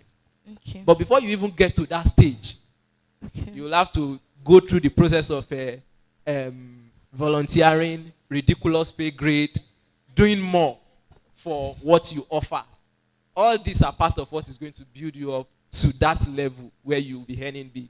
I once spoke with one of the people I look up to in this tech space, and he made me to understand that most of the time when he charges people for big money to do something for them, it is not because of the fact that there is no other person that can do that thing, but there is a certain level of professionalism that is bringing in to do this thing. And it does not take one day to develop that professionalism. So that is also where volunteering is important. Please, let's clap for him. Sorry, I would like to make a suggestion to the audience. Please, if you want us to increase the time for this, please, you can let the organizer know. But the time they gave me has really collapsed, and I really want to take questions. So it's your decision if you can increase this time, because they're actually watching time because of you. Thank you. Okay, so I believe you can still remember the question. What are the challenges you face as an AI? Because I've not really seen any job opportunity. I'm just talking on my own perspective now that say we are looking for AI experts. So, and you are learning every day. Like I have a friend in school, every day, just coding, just learning. ML, AL, as in, each all of us share, I don't understand. So what are the challenges you faced and volunteering? Thank you. The work in AI is not that rampant. Like, you have to, it's not like software engineering. It's not like what's it called? It's not like other career.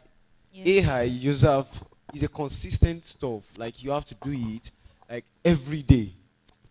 And if you got an opportunity, it's fine by you. But the opportunity within Nigeria, yeah, especially when you feel like, oh, you need to fetch out the data. Maybe a company need the data, or a company no company want to create a robot. Currently in Nigeria now, before you can venture into, you want to create a robot. I want to do this, I want to do that. Unless there's an app that it needs what you call, you need to implement what's it called, AI. Yes. So it's another opportunity for you. But telling me that if you hit money in AI, like just a contract, trust me, you're going. Okay, You are it's going. huge. It's For huge. Macbeth. I love it, especially when Okay. you have an offer from maybe a company that need the data or that needs to make a hub that needs you to implement AI. But the work is not just like, I need AI now and the current bill is 250,000. No, it's just like a web developer. So regarding the volunteer aspect, is just feel like Sorry, sir. Please, if anybody have question, you can write it on the paper and pass it forward. Thank you. just like the aspect of volunteerism. Okay, talking about the challenge here when it comes to here is the mentor. I think Mr. Shegun was saying yes. Seeing somebody to mentor, you feel like I just need to become a guru in this thing I'm doing. It has been a challenge. Somebody reached out to me and felt like, James, why can't you try LinkedIn? At least that was the first time I was hearing that name. I said, okay, let me try it out. So I was telling Mr. Shegun yesterday, I think in front of everybody, when you send the connection to people before they accept your connection, you just have to use free credits to reach out to people. Even after that, they will because they will ask you to put your ATM card. And I remember they deduct 26,500 because I did not, I forgotten to just remove it after that 5 credits. Because you need to reach out to people. And on LinkedIn, there are professional people you can reach out to that can mentor you. So I think myself, I was able to reach out to like 10, and thank God, one person responds. Is it in Nigeria? It's an Indian guy. Koliadia Abi. Yes, Koliadia. So the guy is an Indian guy. So, but this is one of this guy I'm looking up to when it comes to AI and machine learning. Okay. So this guy, they use TensorFlow, they use Jupyter. This is what they use every day of their life. Okay. So I'm going to the volunteering part. Okay, the volunteer aspect. The volunteer aspect is, for me, volunteer is my life. Like, I love volunteering. Okay. So like this is another method of skyrocketing some things in life. Because in tech, if you don't volunteer, you can't meet people. Because regarding when you are volunteering, you will meet with people. Know how? Because at that time of when you are volunteering, you will meet people. Same department, same day, maybe where you are working. Just like the way we went, we traveled back to cybersecurity Abuja, which is organized by the DOH, Diary of Hackers. I felt like meet with a lot of guys. My name is this. These are people, when you volunteer, you meet a lot of people. That is it. The reason why me volunteer is just I need to network with people. And from there, everything proper. Okay, so to you, volunteering is like you want to meet people, right? Exactly. Okay, sorry. I would just like to round up the last part on me. I don't have any challenges, so I don't know anything like this. Okay, so but on the volunteering part, I think we just have to understand something. Like the example I gave when I started the discussion, 5,000 students is graduating in FUTA. 5,000 is graduating in now, the same year. And you want to enter the labor market with the same skills. Let's even assume they have the same skill sets. In fact, they are good. And you want to enter the market space at the same time. And you don't have uncle. Okay, let me use myself. I don't have uncle in UBA. I don't have uncle in Microsoft. I don't know anybody in Google. Somebody, I mean, that 5,000 might know somebody, and like that. So the person was able to go, like 5% of them were able to go through ladder. But me, I don't know anything. In fact, maybe your parent cannot even handle Android phone. That's how bad it is. And you are just the one coming up. So how do you think you can tell them I'm good? Like, I can do this thing. So it starts for volunteering. And the volunteering is not when you know it all.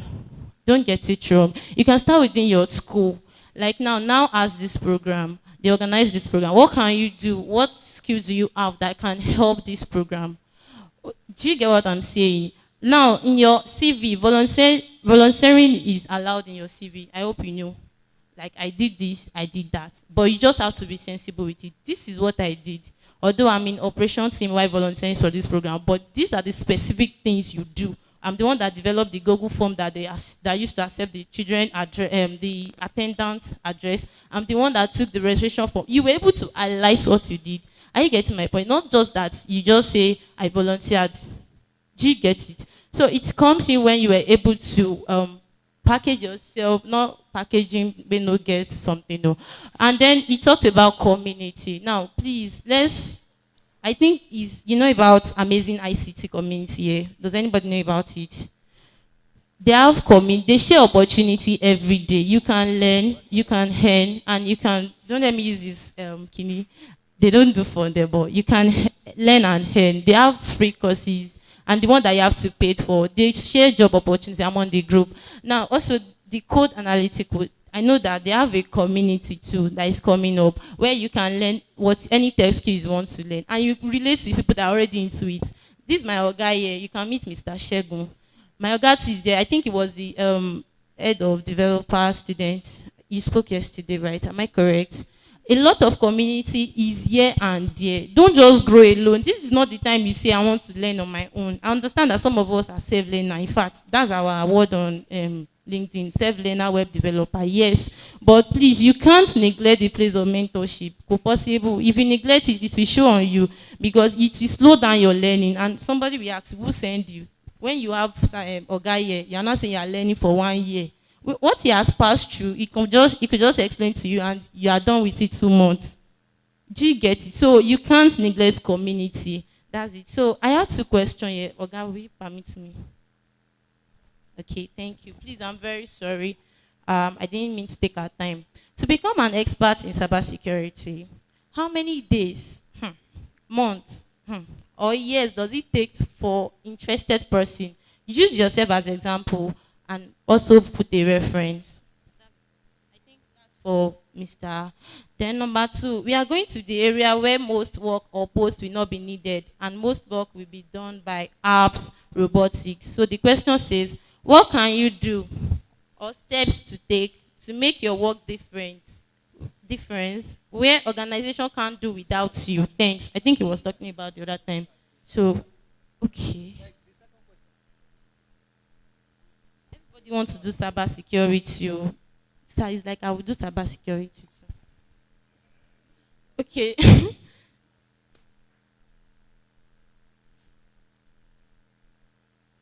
Okay. So the second question says, what can you do or steps to take to make your work difference where organization can't do without you? Like, I don't want organization. Then the last question, how do we start learning cybersecurity? Is cybersecurity another course entirely or a course in between computer science? Like, is it another course entirely or is it a course in computer science? So, sorry, sir, before you answer the question, we are done with this section, and I would like to say thank you, Mr. Tokwe, thank you, Mr. Boluaji. Yeah, please let's clap for them. They really tried. Thank you. Sorry. So, sir, you can answer the question. And sorry, before you answer the question, I'm Adepo Jurunke Messi, student of statistics. Thank you. Okay, so the first question, the days, the months, the year. Well, okay, using myself as an example, I started out in 2019. Now, 2020 came and there was lockdown.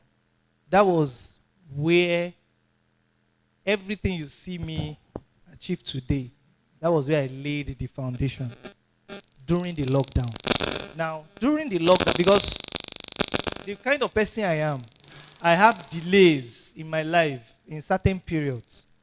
And what I've noticed over time is anytime there is delays like that, God is trying to tell me to take advantage of some opportunities that are coming and prepare myself for those opportunities. So I haven't understood that when the lockdown began, I knew this is another delay that I needed to take an advantage of. So there are several opportunities that were released during the lockdown. Several certifications that were normally you are supposed to pay. They were made free. I did 3 Azure certifications that I'm supposed to pay like $80. I did 3 for free. The exam. Not just training, no. The exam. I did Azure fundamentals. I did Azure opportunity I leveraged. Within 1 year, I was able to accomplish some stuff. And the first gig I got, it was $60. It was a contract outside the country. $60 for 3 months. That was the first gig. You understand? As somebody that is just coming up. But now, we bless God. You understand? So, and we are moving. We keep learning. Uh-huh. I don't know. Maybe the other two questions. Please, let's jab our hands together for him. Please, let's clap for him very well. I wouldn't lie to you. I've learned a lot from what he's just said. Talking about individual differences there, that's what he's trying to emphasize on. The last word there are always individual differences. The ability for me to learn fast might be different from your own ability to learn fast. I might not be able to understand. I could remember then when we were in secondary school. This, what is it called? This Yoruba, they used to say, A, B, D, A, F, E, K, B. Oh my God. Whenever the teacher is inside the class, there's a boy there. Even though the teacher carries stick, knock the boy head, put him inside wall. Oh, read this thing. The boy will say, ah. Once they turn back like this, the teacher asks him that, what did you just pronounce? He say, that's how the boy will just. So all of us, we have different learning ability. That's why I'm trying to emphasize there. All right. With me is okay. Looks like everybody's dull and I don't even know what's upset. Most of us are not listening. they are annoyed now. Because are we hungry? Okay. We were hungry. talking about item number 7 there. Hey, item 7. Okay, well, item 7 is on his way. So while they are preparing it, we have a little like something for everybody. Fastest finger, everybody. Fastest finger, please. It's for everybody. It's not for Glow users. So glow users. Fastest finger. Glow. Oh boy.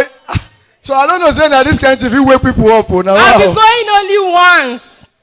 Fastest finger. I'll be going only once. See you. People wake up for say don't they offer. Okay. So let's go. Oh yeah. 167. Oh 67. Oh. 167. He said 67. 513. He said 513. 313. 331. I'm helping you. 076. 61. Who load down?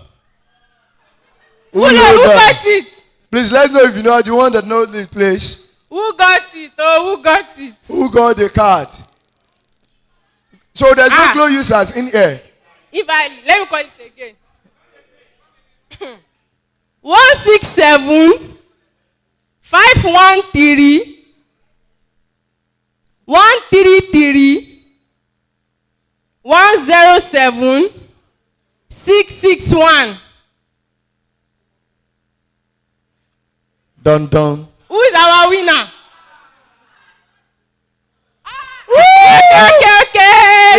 Okay. Please stand up, please let's recognize. I know it's a lady that will get it. Please, ladies, let's get the next one, I beg. Please, your name? From Ibadan Study Center. Oh, please, let's clap for her.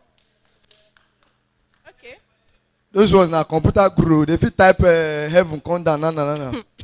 So, my Ete people. Are we ready? My name is Sego Kushaya. Okay, let's go. The CEO of FT Nigeria Limited. Okay. 506 197. Guy, calm down now. Do the rush. 962 098 247. You see they press 1 since 8. Who got it? Everybody will have pressed enter before I called 8. Any Sego Shushaya. My name is Sego Gushaya. Who got it? No. You are an executive. We want our card back. Give us back our card. No, there's rules behind it. No executive must get that card. You must give us back our card. We are giving the card to the audience. No. You are an executive. Please give us our card back. Oh yeah, bring back our card. Please You are an give me my card. executive. No executive must get that card. Please, how will I know executive? No executive. You go and buy us. Bring us our money. All right, MTN. Everywhere you go. Yellow. Oh, but people plenty when they use MTN for here. Oh. Who still remember the 777 is a number? MTN. Anyways, MTN users be ready. Okay now. Speakers are allowed too. 493. If you carry that in executive. 759 820 106 060 11. Oh boy, my own does the load. This card has been used already. Another lady got it. Oh, another lady got it. Who again? Who again? Who got the card? Please, let's know you from. Now, no, we no go agree. Which kind of thing be that one now? Which kind of cheating be that? Everything in Ibadan Study Center, Ibadan Study Center. Don't worry. Ibadan take time, boo. Now because now they host us till they carry our card again. Now wow, you no good though. Why una no smart collect card from them now? You no good though. Oh yeah, Glow users again. The Glow users again. We're back to Glow again. Glow users, where are you? Glow users, Glow users. Okay, let's go. 449. Sorry, as we are doing that, I want the president to get ready to come and give us, tell us about, under the introduction of the now Nacos. Come and tell us more about Nacos. Those who are interested to join Nacos, please come and tell us how they will join, when they join, what are the benefits they are going to gain from it. President, please get ready. Oh yeah, let's continue. 770 090 247 687. Glow, who got it? Jesus got it.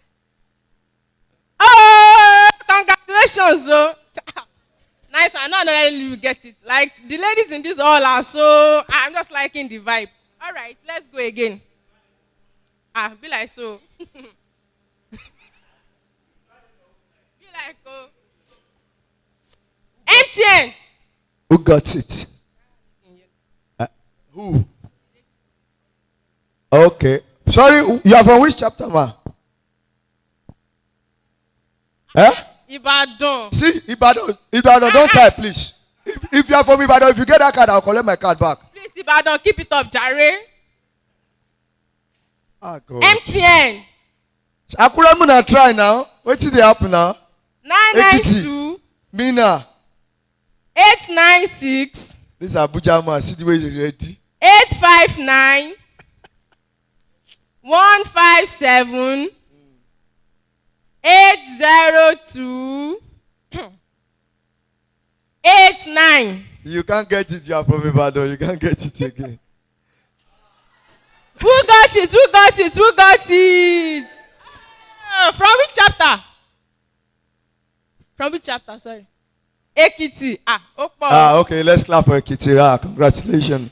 That's Ekiti. But you are an executive. Oh. You are not supposed to get that card. Finally, my Ete people. My Ete people. And this one is kind of big, shall. So it's lucky. So let's go. 514. This one is 7,000 naira card. Though. If you win. 868 567 552 475. Which chapter got the last one? And 6. Who got it? Who got it? Who got it? Again? Wow. Please let's clap for him. Hey Kitty. You know what I know? You know what I know? You know what I know? He's an executive. Please give my money. Thank you. Bring it. If you are an executive, bring it. No. It's not meant for the executives. How many cards did you eat? Thank you very much. Thank you for eating all my card, dear. Thank you very much, Mrs. Marian Adigwete. We really appreciate you for that card. I think that really motivates everybody. Now I'll call on the president, national president, for a proper introduction of Nacos Noun. Okay, so please, while the president is getting ready, I had our swag, our food is on the way. So please, let's calm down because everything by Misha baby is not by everybody. So Okay. let's wait. Yeah, thank you very much. One Nacos. Yeah, why the developers community will be doing practical for us. We'll be witnessing some run of codes and so I think the session we should be break time. But if you know you want to go for break, then you don't want to code, you can go. But if you know you can code, you can wait. So it's just two things. So first of all, the main reference of Nacos now is what we are witnessing here. First of all, we are in school. That is, we don't come to school regularly. Everybody just feel like, oh, I just saw this guy for the first time. So Nigerian Association of Computing Students was formerly known as Nigerian Association of Computer Science Students. So people thought this body is only meant for computer science students. They be like, what of we computer science mathematics? What of we computer science information technology? What of we? So the body was now changed to computing. Just like it has caused confusion in FUTA. Let me use the case of study of FUTA to cite an example. FUTA has faculty of computing. Now, Nacos is now computing department. Now, Nacos computer science department in FUTA is fighting that we are computing.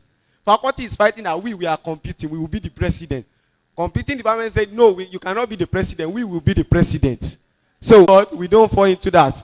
We are under faculty of what? Science. So thank you very much. So first of all, we just want to engage every Nacos site of the National Open University of Nigeria, regardless of the study center that is from south to this is mostly southwest.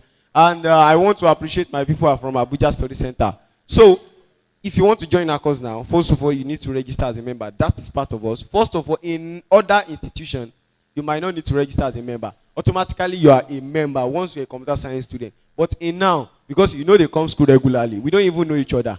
But by the time you register as a member, we will be able to put you under mentor. People that maybe, for example, people that want to do IT, we'll be able to put them in place so that you won't be looking all around and you won't be facing challenges to see where you can do your intent. So we'll be able to put that in place. So after registering as a member, another thing is that you need to be active. Don't just be on the group and see chat and without saying like, what is it meant for? Don't say it's a disturbance group, but in Nacos, we used to send information. It is very, very important. Don't be like, this group, there are too much. Because we don't have any means of passing the information. The only means we have to pass information is through the group. So when you say the information is much, you don't have any choice. We need to restrict some things. That's why you see in Nacos group, we restrict some information so that you could see the necessary information. So please. And lastly, what I need to know is that starting from 211 to 311, 411, you can actually go for a position.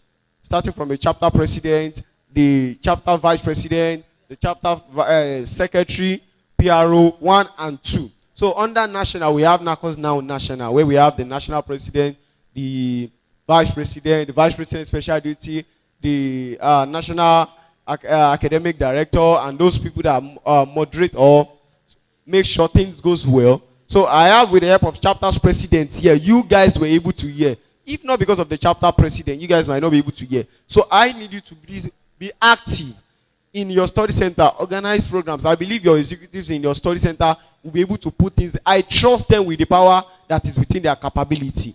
So all they need from you is that support. Let's say that support. Because without you guys supporting them, there's no way the Nacos can move in your study center. But we ourselves from the national body, we're trying to make sure in each study center, by your grace, the national conference is coming up. Either this year or next year. But we're trying to look at the schedule of the school calendar because it's very, very important. So national conference can come up in Abuja or Lagos. I know you might laugh, Abuja, but if you want to go, we'll see how it is. And if by God's grace we have enough sponsors, the TIFF here might totally be free. Yes. Okay, subsidized. Yes. Don't let me say free. The word subsidized, yes. Let me use it. That means you can go. But the issue is that people that will go, even though you pay for free for them, they might still not go. It is still depend. But we will try as much as possible to look at how many students can go, because in Southwest we have about Southwest has the most highest registered member. Why not Central follows? So I just believe that you guys can coordinate yourself in NACO. Don't just think it's a group. That is why you are seeing us here live. So anything you are seeing on the group is as a body that is regulating it. You can't say anything without the regulating body. Please. One NACOS, one Niger. So I believe the national conference also, NACOS National, when we're talking about the whole institution of Nigeria, will be going to the national conference in Abeokuta, Christian University to be precise. So we are going there next month.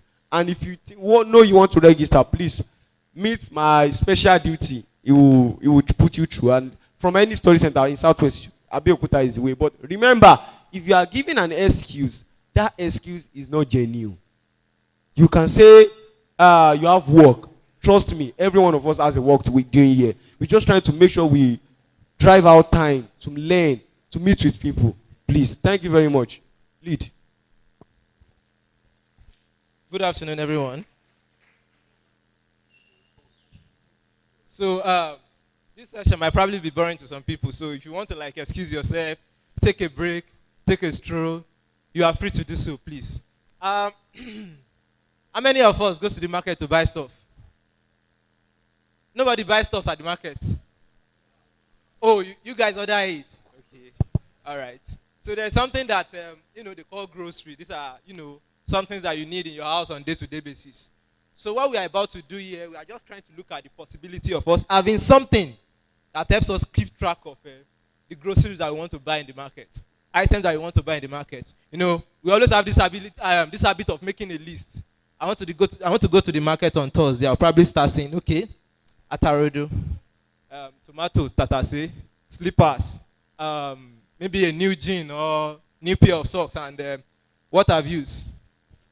So we'll be looking at a way of building that particular application and putting into consideration what we also learned yesterday in the software development lifecycle. Before we continue, how many of us are here with our computers?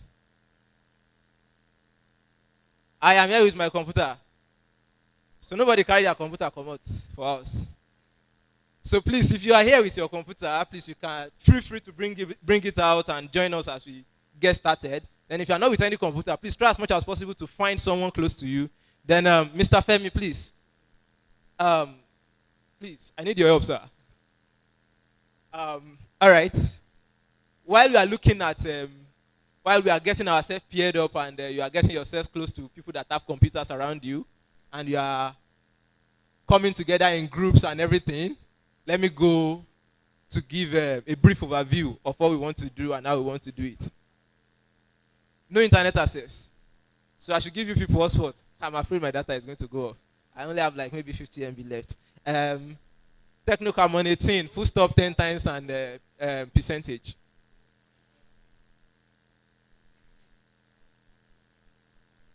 But anyways, if you don't have internet access and you are just okay with following along with what I want to show here, no problem. That's also all well and good. But if you want to probably write your code and also test out some couple of stuff, that would be great.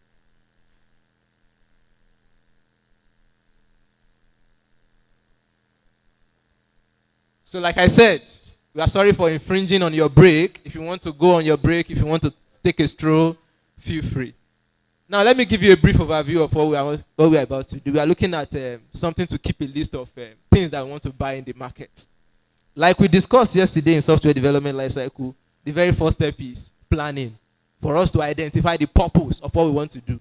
So the purpose of what we want to build is for us to have something that we can use to make a note of things that we want to buy, to make a list of things that we want to buy. So now, let's look at our requirements. The second step is probably defining requirements. So we'll be using some couple of technologies and infrastructures. This simple project is just going to be based on HTML, CSS, and JavaScript. And to make things easier, we will be using this very common and popular CSS framework that is called Bootstrap. So if you have any question regarding what we are doing, or what we're about to say, or what we're about to showcase, just note them down. At the end of everything, we are going to go over it with the Q&A section. I hope everybody is with me. All right. So, listen, my time is going, so I will have to be fast about it. So, with that being said and done about our requirements, we'll probably get started very soon. So, the very first thing we need to do is we come up with a scaffold of what the interface is going to be like. And like I said, we'll be using Bootstrap. As I did so, I know Sabi this thing well. So you follow us along as we go through Google, go through our code editor, and we write out stuff. So nobody wants to code alone. All right, no problem.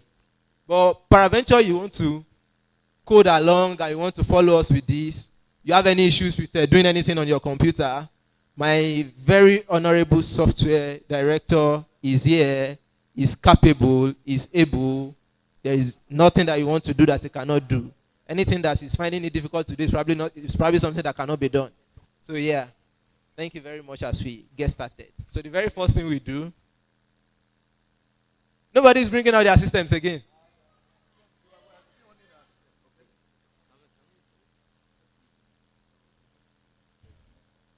All right, no problem. All right. When we are done, whenever we are done with this, I'm going to put the code, the source code on GitHub. It's going to be in a public repository, and you can revisit it later. And if peradventure you won't have any question later, you can hit me up and we'll discuss about it. So we are getting started with this. The very first thing we need to do is to write our HTML document structure. And our HTML document structure, let me just create a file.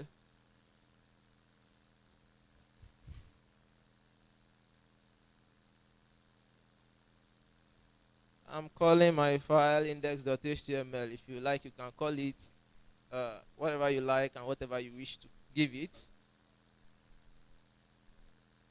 Okay. So, first question, why are we naming our first file index.html? All right. Or is it necessary for us to name it index.html? Funny enough, it is not very necessary and neither is it very compulsory. But the thing about index, when we call something an index, it signifies a pointer. You see this particular folder, let me call it folder that we are creating our project.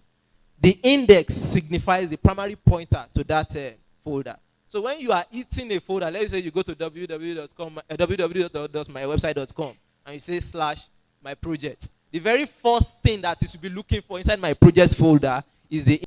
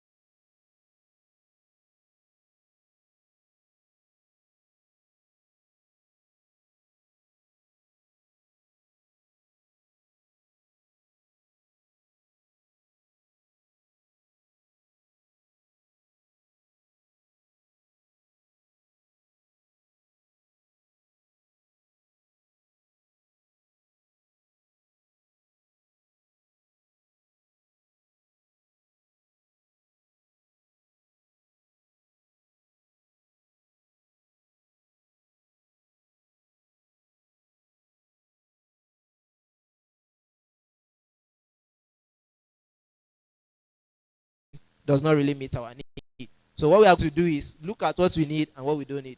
First and foremost, I'm removing that password portion and that checkbox. So I'm just going to take out the container from the form group. Then instead of email address, let me put let's say item, then placeholder. Enter the item you plan to buy. Then instead of having this type as email, it is as text. Now there's a reason why I'm changing all these properties instead of changing them all by like one by one. If you are new to all this, you may probably not understand. But if you are not, then you understand that these input elements, they have different properties and different attributes, and the attribute defines how they are going to, their presentation is going to be, the outward appearance is going to be. So right, I'm going to continue with that. So let me save this and see what it looks like on the browser. Yeah, so I have my item and I say enter the item you plan to buy. Now, without going through much ado, I've created a layout that I can use to enter my item. But the thing is, if I click on this item and I click on submit, it's not going to do anything. It's not going to submit anything. It's not going to save anything. The aspect of data capturing and the communication of information, it requires infrastructures that goes beyond what we are seeing on the front end here.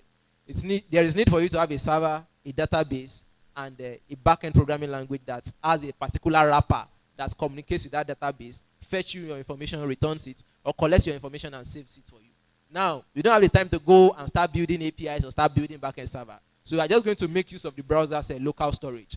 In case you've not heard of local storage before, local storage happens to be the inbuilt storage that comes from browser. It's available on every browser, on every device, and on every machine. So the local storage has capacity to save some couple of information. Now the thing about local storage is that it saves information in terms of key and values. Like, let's say the key is my name, the value is probably going to be Boluaji. Let's say the key is my nickname, the value is going to be Mastercraft. And it's saving it as string. So all these words about strings and data and stuff might be confusing. They are called data types. They are what is used to recognize the type of data that we are saving. Now, looking at this now, we need to work with something that is much more complex than a string. So we'll be working with what I call an array. An array is like a container that used to save all of that container. You can think of this all now as a single array where you have so many other computers inside this all. So these computers are like the members that are inside the hall. So the way these arrays are, the way the items in the array are represented, it can be as an individual data or as an object of so many other data. So in case you find that confusing, just note down your questions and we take them at the end of what's it called? The class. So this is where I begin to start writing some couple of JavaScript. And the modus operandi here is going to be, I will need something to create, I will need something to read, and if there is time, I'll work on updating and deleting. In what we are, this is, what's it called? The space of software development as it is. Almost everything you see out there revolves around creating, updating, and deleting information. It may not be direct. As a student, you go to school, you write exam. The school creates your record, puts in your record. By the time you go to 200 level, they're not going to create a new record. They are going to update the initial record. Let's say by the time you register a course, you now want to drop it. They are going to update and remove the things you don't need. So the whole ecosystem, don't let me use ecosystem. Ecosystem is too large. The whole software development as a whole revolves around creating, updating, and deleting process. Now, how you go and carry out this process, this individual process, it may vary from one technology to the other and from one infrastructure to the other. It might be possible, you might be, might be lucky enough to have a infrastructure that gives you permission to, it gives you flexibility to read in so many ways and update in so many ways. And you may not, depending on the tools and infrastructure that you are using. So, without further ado, I will just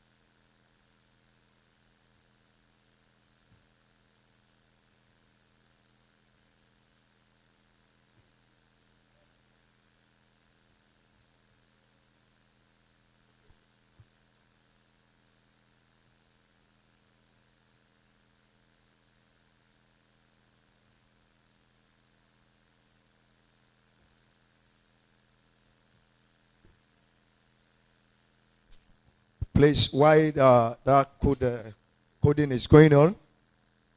Is it ready? Are they ready? Please, we want you to be coming out line by line, one after the other. Sorry.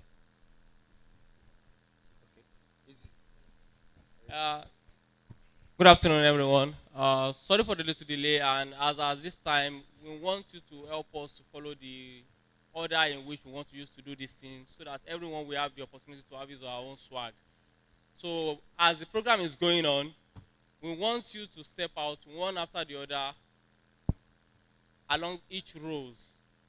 Please step out, get your name confirmed, and get your swag and food at the same time. Then you turn back to your seat. So immediately the last person comes in, the next person should move, so that we can get this thing done at a go. Thank you very much.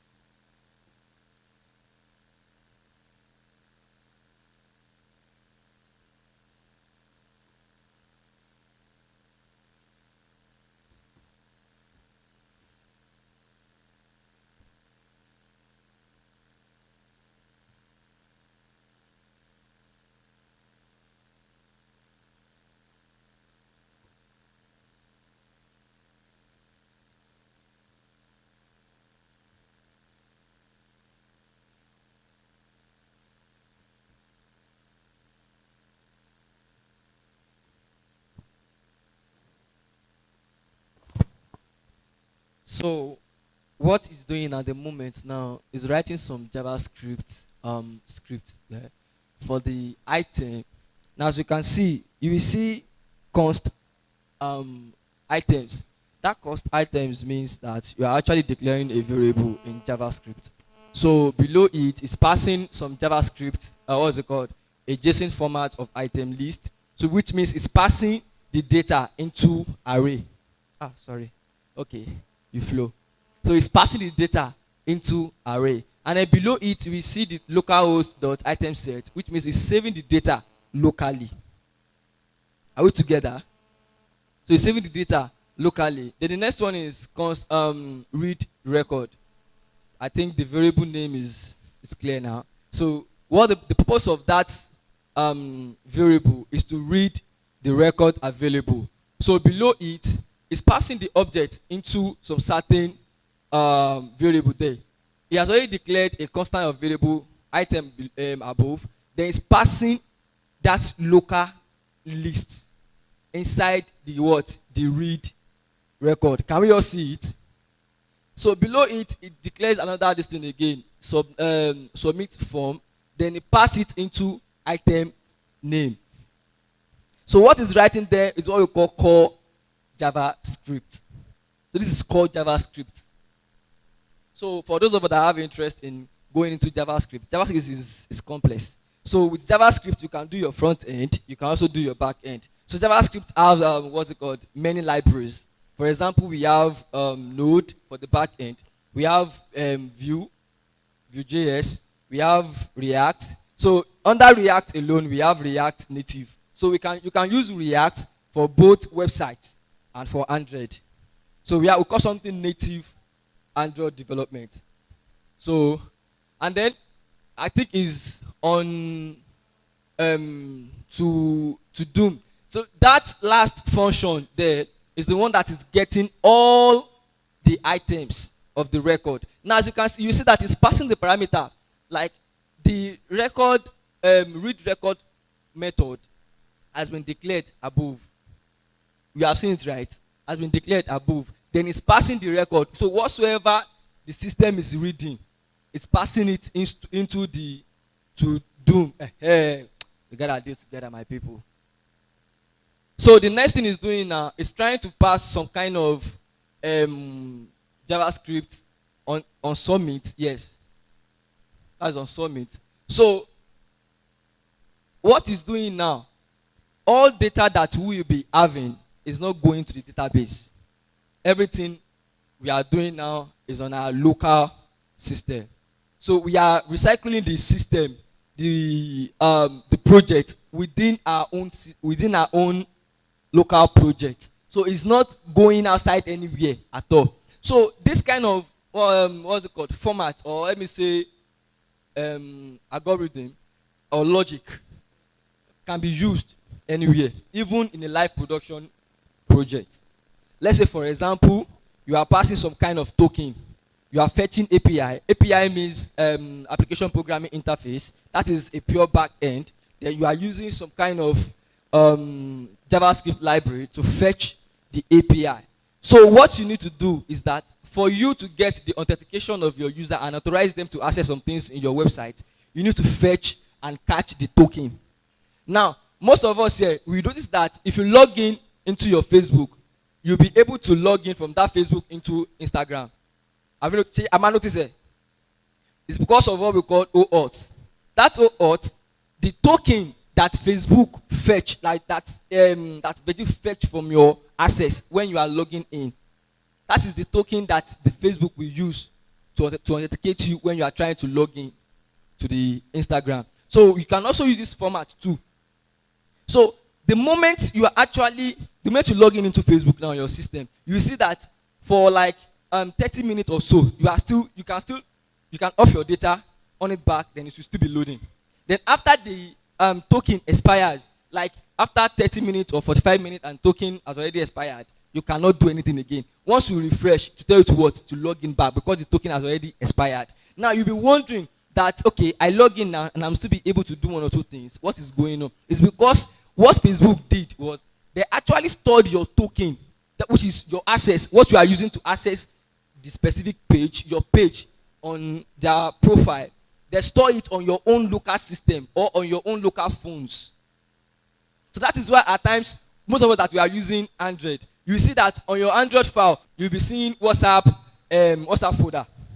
So WhatsApp folder, on that WhatsApp folder, let's say for example now, you are trying to back up some other things on your phone, then you can download that WhatsApp folder somewhere else. So the moment you lost your phone or you are having issues with your phone, you can actually get most of your chat back.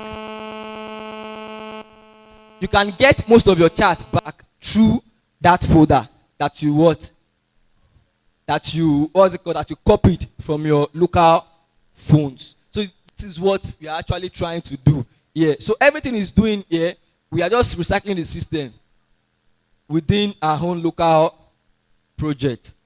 So there is no database at all. So you see that the moment we refresh the page, the data we pim.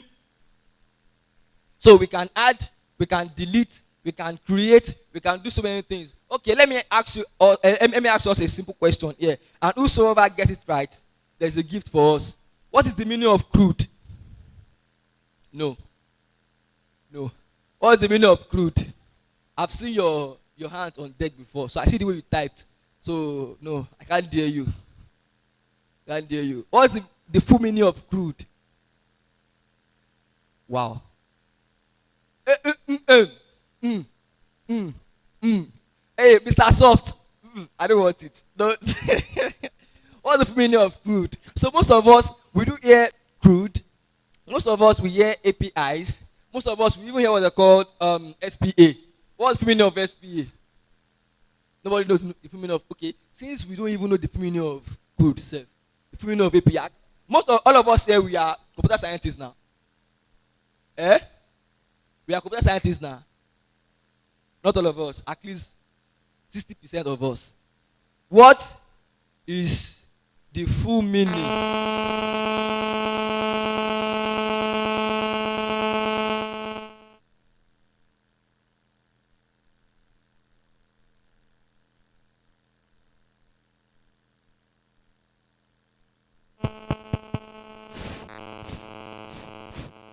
Yobani.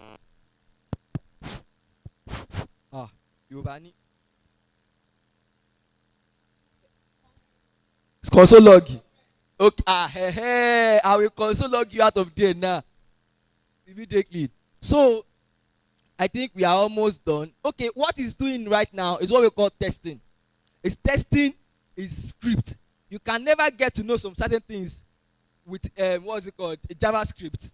Whenever Mommy Wanolua, I can see that we are also checking the JavaScript. Yes, the CDN is working. Yes, it is working. So, but I just want you to know that there's something you call inspect element in your browser. You can inspect whatsoever you are doing with your browser. It's not until when you go back to your IDE. What is the meaning of IDE here? Oh yeah, full meaning of IDE. The full meaning of IDE. I've seen your phone. Don't worry, sit down. I've seen your phone. Don't worry, sit down. No, don't worry. I've seen the back. Don't worry, sit down. Thank you. So he got it right. So now, what he did then is trying to inspect. I think it's passing some data, and the data, they are not actually what? They are not coming in. They are not getting to the right variables, the right data. Then what is now going on? So he had to go and inspect what exactly is going on. No matter what you are doing, if you are having errors with your JavaScript, you're having errors with what we call jQuery, or any script at all, either jQuery, Ajax, or JavaScript, or any of them at all, what the inspect element will do for it is going to identify it out for you through the console. It is going to identify everything out for you through the console. So that is what it's doing right now. Okay, I think we have the agbagbas. Yeah, checking on some certain things. Okay. How many of us here have heard about JavaScript self before now? No, now don't raise up your hand now. You are a boss now. How many of us here have heard about JavaScript before? CSS. I've seen your phone. I know you very well. CSS. HTML. Alaja, go HTML. Yes. I'm asking a question. How many of us have heard about HTML before? Now, let's say there's something we called validation. I want to validate some certain things on my website, and I don't want to use back end. Actually, validation makes sense when you use your back end to validate whatsoever you are passing through, because of people like you. You also, if you want to steal, you know how to steal from other people's websites. So you people too, you know how to steal from your website too. So now, I want to validate, but I'm not using the back end. I'm only using the front end to validate my form. How am I going to do it? Mommy, my senior, how am I going to do it? I want to validate my form, HTML form. And I don't want to use my I don't want to use, yes ma. You have raised up your hand since. So I want you to export and import your knowledge in our life. Oh yeah. So I want to validate HTML form without using backend.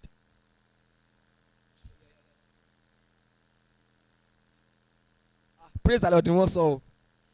Anyways, okay, let me try to let us know one thing. If you are going to validate a form without backend, there is something we called required. We are going to use required. So now, there is a lot of parameters, a lot of tags that you can actually attach to your input HTML tag. Are we together? If you are together, please say yeah, yeah. If you are together, please say yeah, yeah. Alaja àtẹ tó wà lẹ́gbẹ̀ẹ́ wọn. If you are together, please say yeah, yeah. Ó ti tán máa ẹ má wọrí oúnjẹ àdọ́dọ̀ yín, oúnjẹ àdọ́dọ̀ yín. So, I think what we are trying to do now is that we are trying to create it in a way that it will be, easy for us to understand. Because what my bosses there are doing is somehow complex. Yes, somehow complex. If you haven't spent years writing JavaScript, you can never write that. Yes, ma. What's your ma? What's your ma?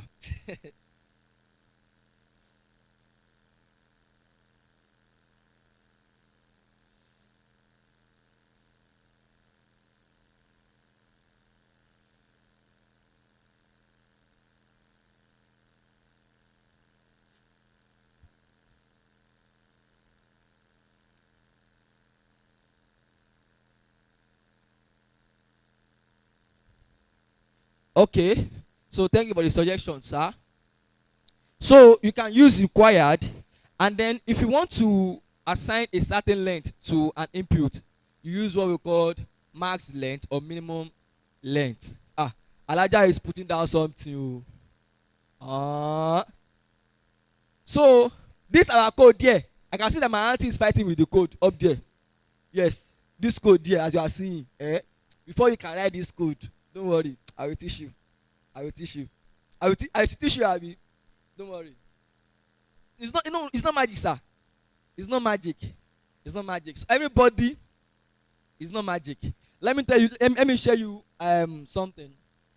Before you can start writing code, you first need to know that you are a fool. You are a fool. Yes, you are at the start. You are a fool. But the moment you start coding, started implementing some logic, some other things, you will get to know that you are the only person that is normal. The users are not normal. That is what my bosses there have been trying to sort out.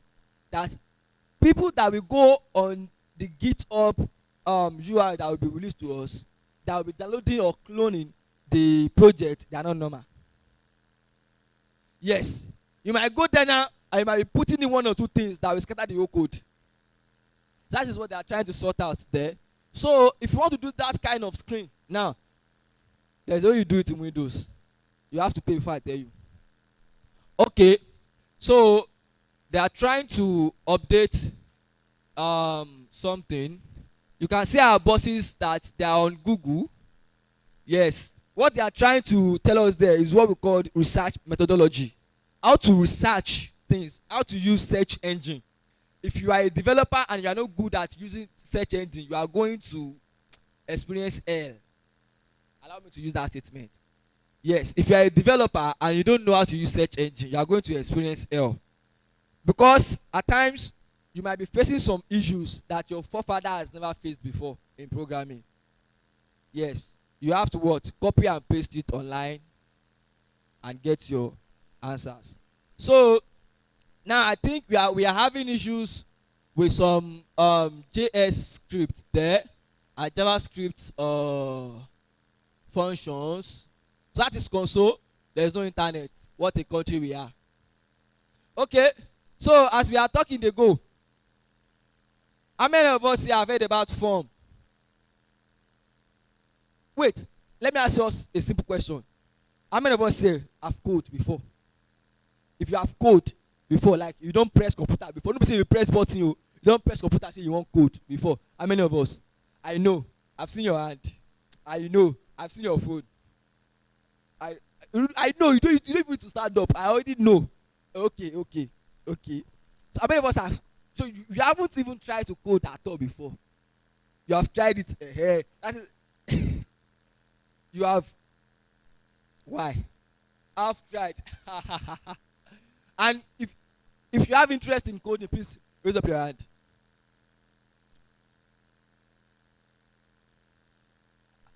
You have interest. Mommy Minoluwa, interest in coding. You don't have interest in coding at all. You just love writing, jotting down things, giving documentation of things to right. you can be of use in tech now. That is what we call data analysis. You just be analyzing data, they go like that. You be boss. Don't worry. You've tried it, but it's not working. No, no, no. It is working. Okay. You said you've tried it once. Can you share your experience with us, please?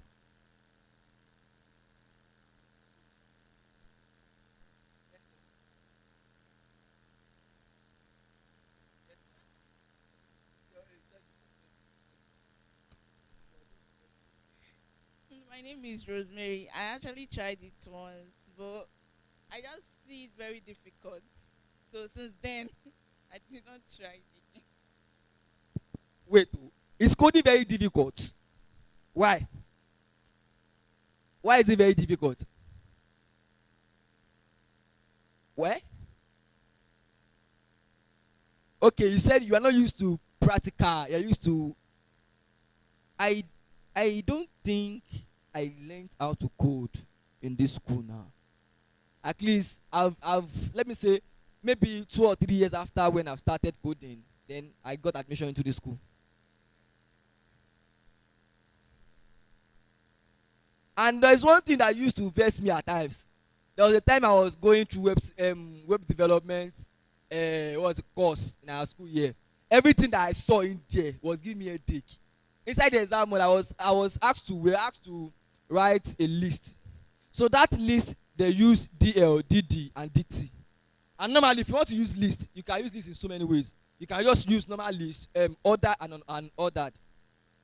I've already written up to like 4 pages of code before I realized that the person that reads this code can never understand what I'm writing.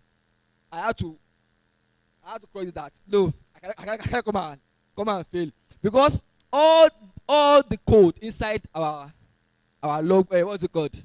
Our kininje material. No. They are not from this country. They are from Mars. They are from this country. So, ogbomimu. Okay, that thing that popped up now. Okay, I think it is working now. Yes, it is working. You see, they are shaking hands because what? Because money tirin bagbarimu rin ashapu irin. Iron ashapu iron. Code of iron. Sorry, iron code plus iron talker. They have sharpened the project. So now this is our console. You can see that the console has been passing some parameters to us that everything you have been doing is what is going through. And then people will be saying that what is parameter? Can someone explain to me parameter? Elijah, if they say parameter, what is parameter? Nobody. Parameter. You say? I just tell you. Okay, if you are passing a parameter, means a certain data that you are passing from an object or method to another. Are we together? So, let's say for example, if you pass a parameter of name from variable A and you are passing parameter of last name in variable B, how do you expect to catch the data? You have to pass the same parameter. Don't worry, one day is coming where we are going to do live coding. Yes, live session, go. But though I don't know, there was a time we did Java class like that. Nobody attended. God of Nazareth. Hey, yeah? Yeah? You know what? Yeah, people. Okay, so I think we are seeing Shishonshin for you. We are seeing US visa. TikTok lady. Okay, I think it is working now. Because that is the data. You can see the item key, everything. So it's going to explain some things to us in a bit. Thank you.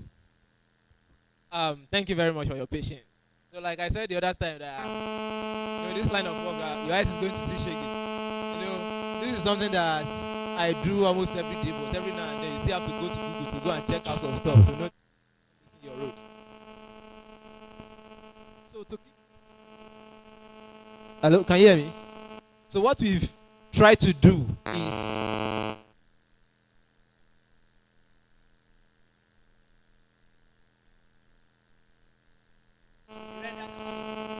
page. So this particular page, like I told you the other time, that we don't really have a specific design that we are following, but we are just trying to take it one step at a time and see where we are going to get to and see how our app is going to look like. So, and like I said, this thing is not going to any server, so the data might not probably not be persistent for long like that.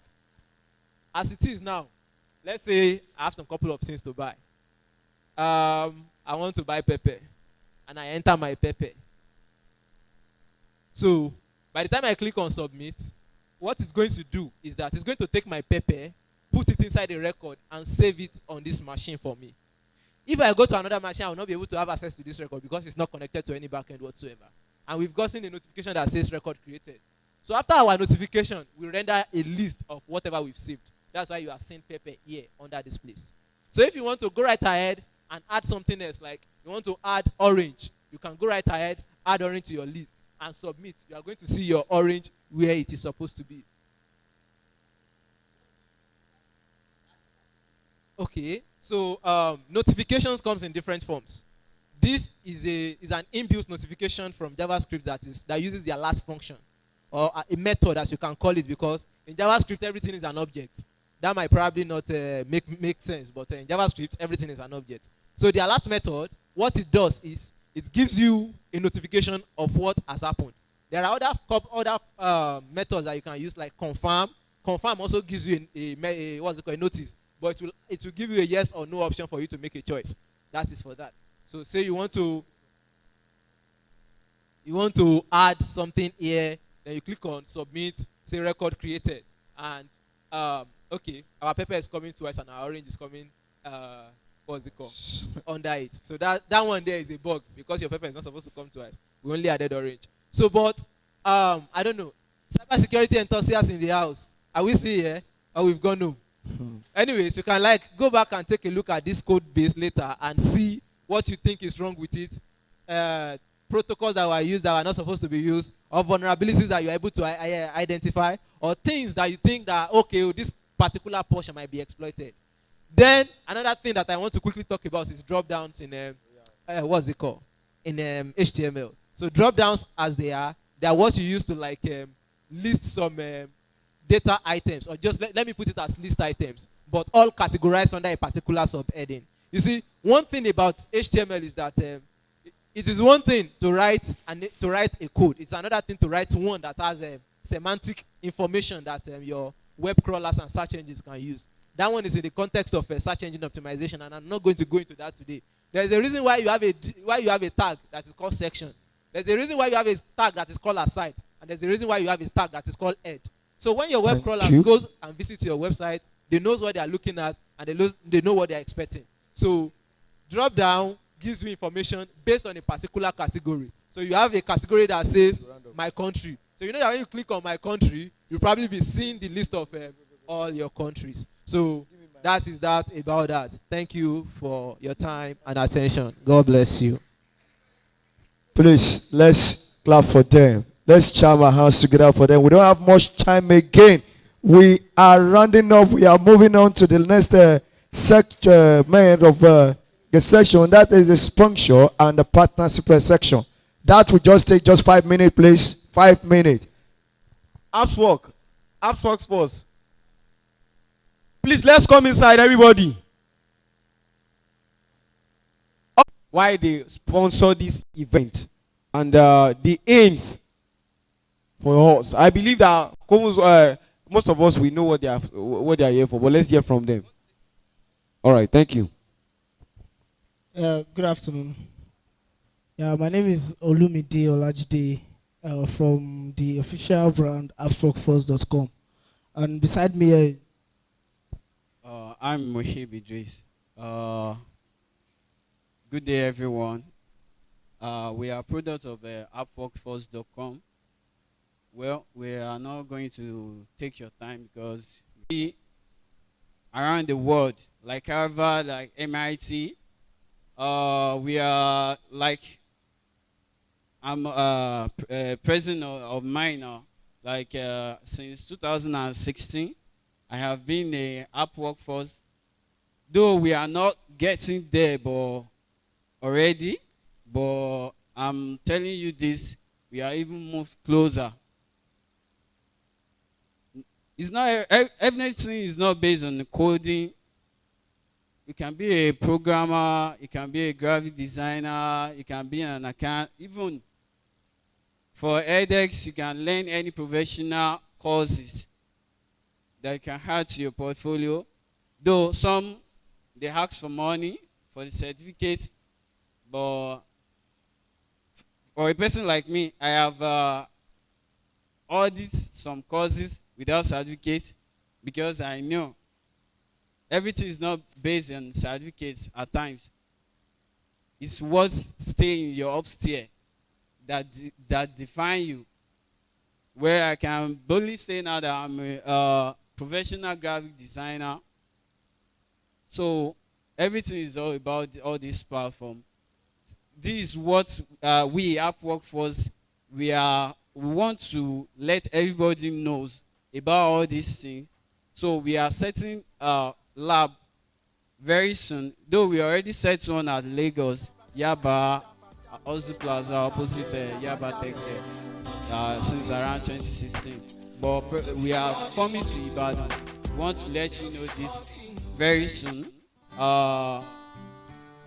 Though we have, there is a waiting list online. Probably we share that one with the president. So everybody that wants to join us on this journey, so you can just register your profession, what you are trying to learn in the future. So, all right. So he has said most of it all. Appsworkforce.com is an organization that deals in teaching people how to learn codes online via edX.com. We have codeacademy.com. I'm a living witness. Code Academy edX has really helped my coding experience. So it's an opportunity for each and every one of us here. The waiting list, as he said, the link is, you can get the link from our president here. And also you can visit our website, appsworkforce.com. And there's about.appsworkforce.com as well. For the lab that will be opening next year, for the lab that will be opening next year, if you have suggestions for us, you can reach out for us via our mail, education@appsworkforce.com. Thank you. Okay, thank you. No, let's take a picture. Okay, picture, please. Before we go, please, we will be taking. I believe the Zonal coordinator is ready to present certificates for every. Yes, he's ready. Okay, now, please, one time for those that are not here, so that it shouldn't be as if they are listening to us live, I believe. So we have ISC Square, they are official partners. But first of all, let's give a round of applause for Apps Workforce. They are our main sponsors for this conference. They've really, really tried for us. We are really surprised towards what they've.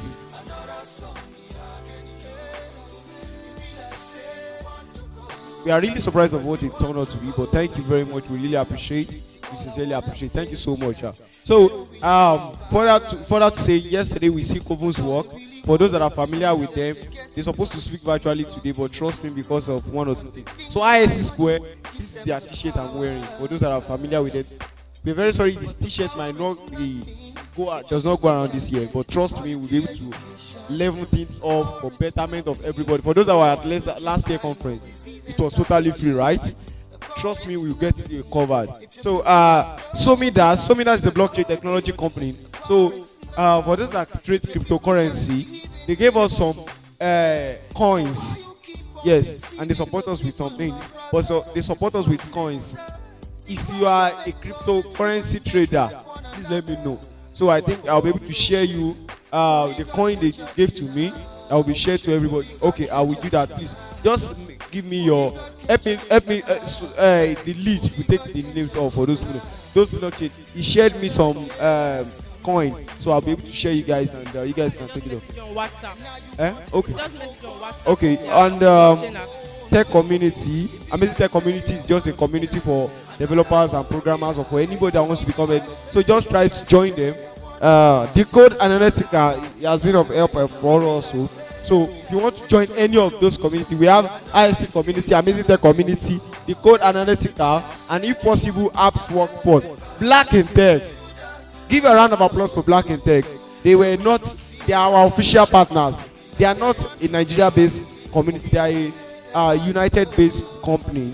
So when it comes to Black and Tech, they were the one that sponsored the whole last year conference that you guys collected free t-shirt without paying a dime.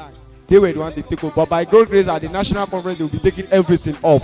So we are still looking up to that. But you have free t-shirts, free souvenirs as long as possible. You know what it means when you come to dollar now. It is very high. So thank you very much. All right. So Southwest coordinator will be presenting the certificate to the. So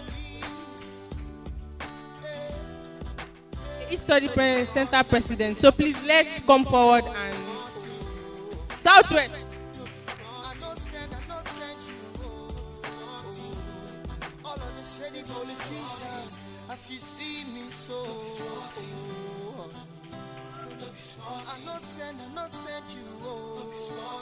Okay, so the representative of the Akure Study Center should please come forward if he's around. Akure.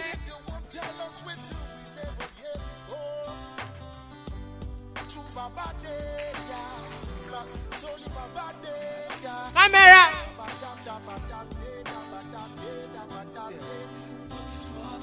Oh yeah.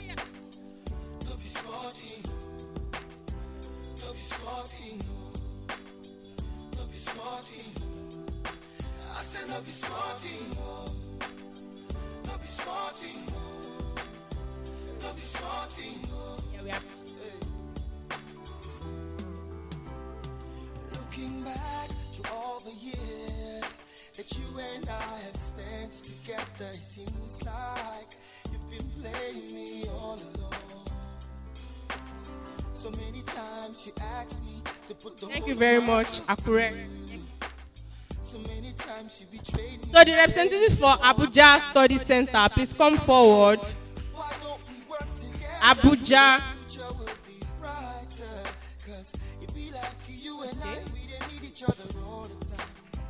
That is Abuja. Thank you.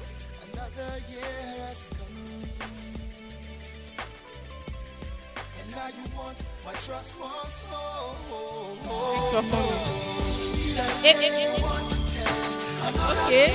For Lagos Study Center.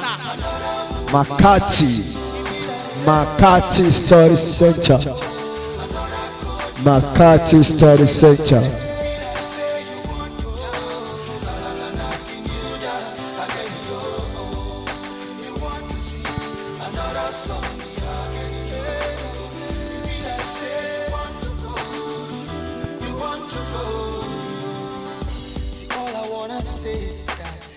Thank you.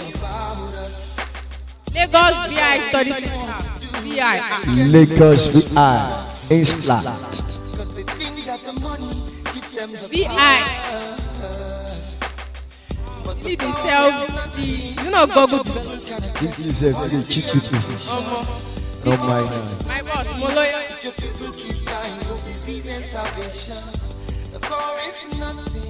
If your people have no peace, the power is nothing. If your people cannot live in unity, see why you keep on. Ibadan Study Center. Ibadan Study Center.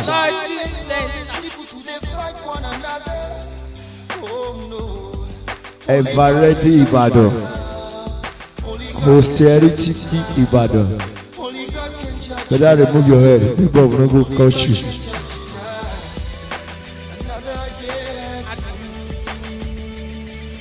Hostility. Ilorin Study Center. Ilorin Study Center. Wow. Salam alaikum. Bukola Saraki Study Center. Thank you. Ekiti, all the way from Ekiti, they came here. Ekiti Study Center. Ekiti Study Center. So I collected my airtime money, but Ekiti.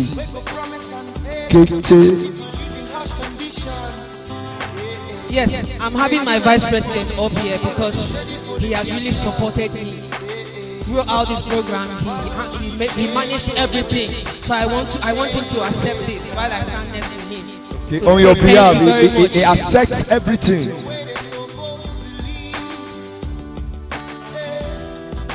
Thank you very much.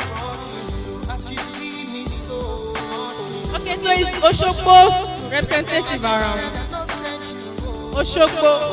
Oshogbo Story Center. Oh, they have gone for election. They are not around, they've gone for election, have you? I appreciate everybody for your presence and for your time. Bye, Baba.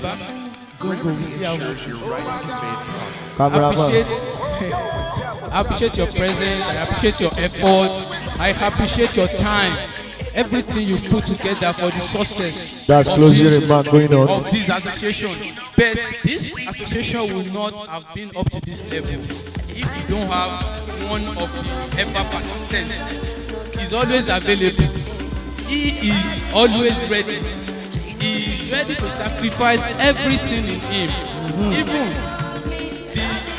if he has just one breath left in him, he's ready to give out so that he can live for the nearest future. Wow. Please join me with standing ovation while we invite the Nacos Noun national president to the pulpit for his award. Wow, please let's clap for him. With the standing innovation. Standing innovation. Standing innovation. Ever ready president. Very hardworking, intelligent. Ever ready president.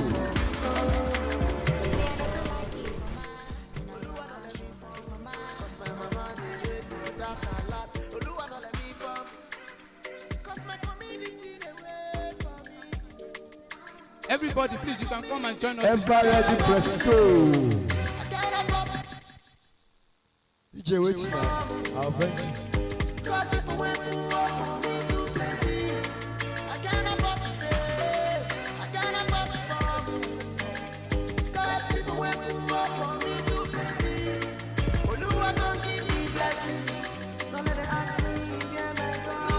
Sorry, please permit me to introduce the president of our amiable faculty officer. She's our matron. She has been supporting.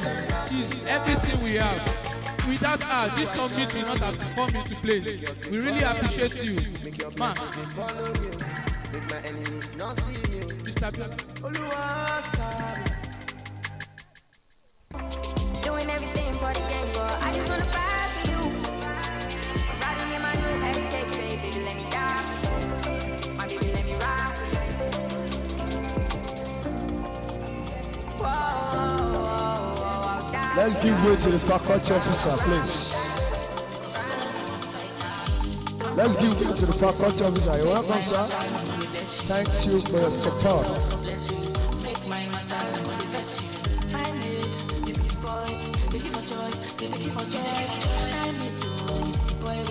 Akura, Odabo.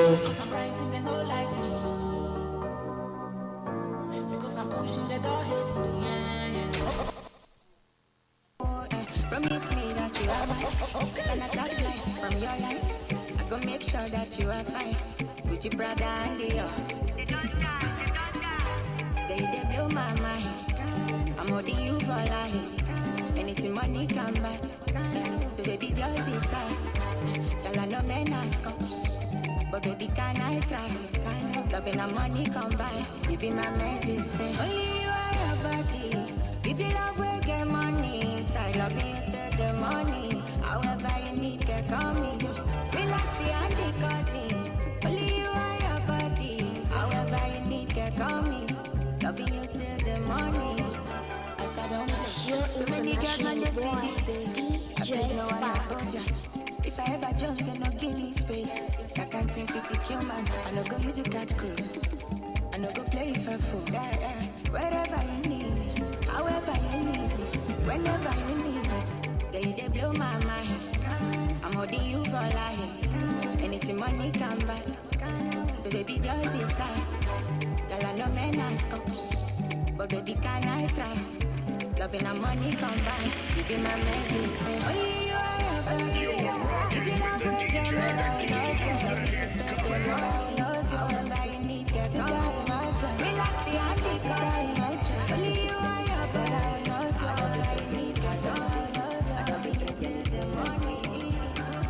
prayed for this.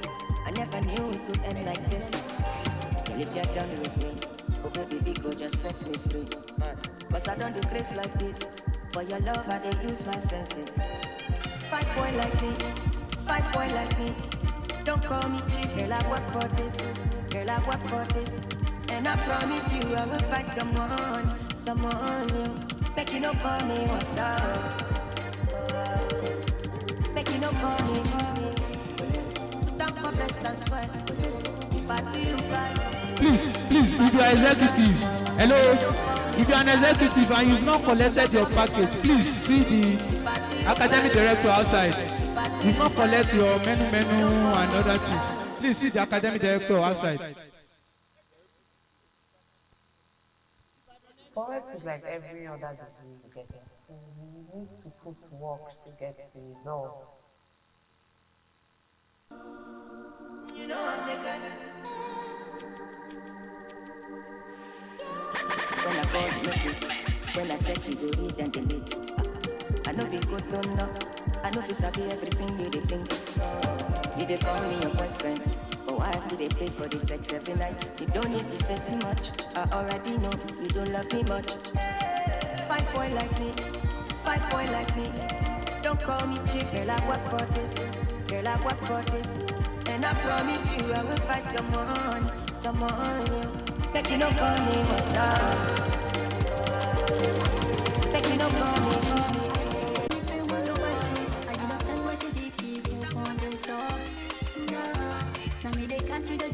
Blessings, because this stress I need pay when you pass through. I don't care what the people on it too.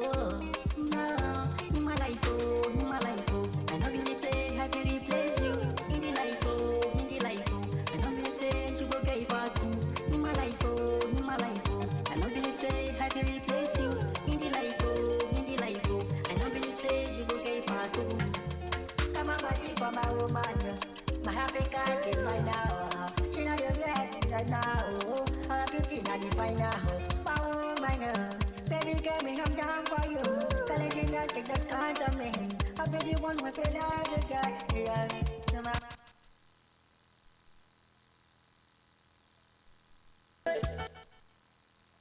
So nice and I won't stop. My level can never drop. I'm the role model and the big boss. All the money when I get, I wanna hold it. I don't wanna go to the club one night and blow it. Yeah, me now.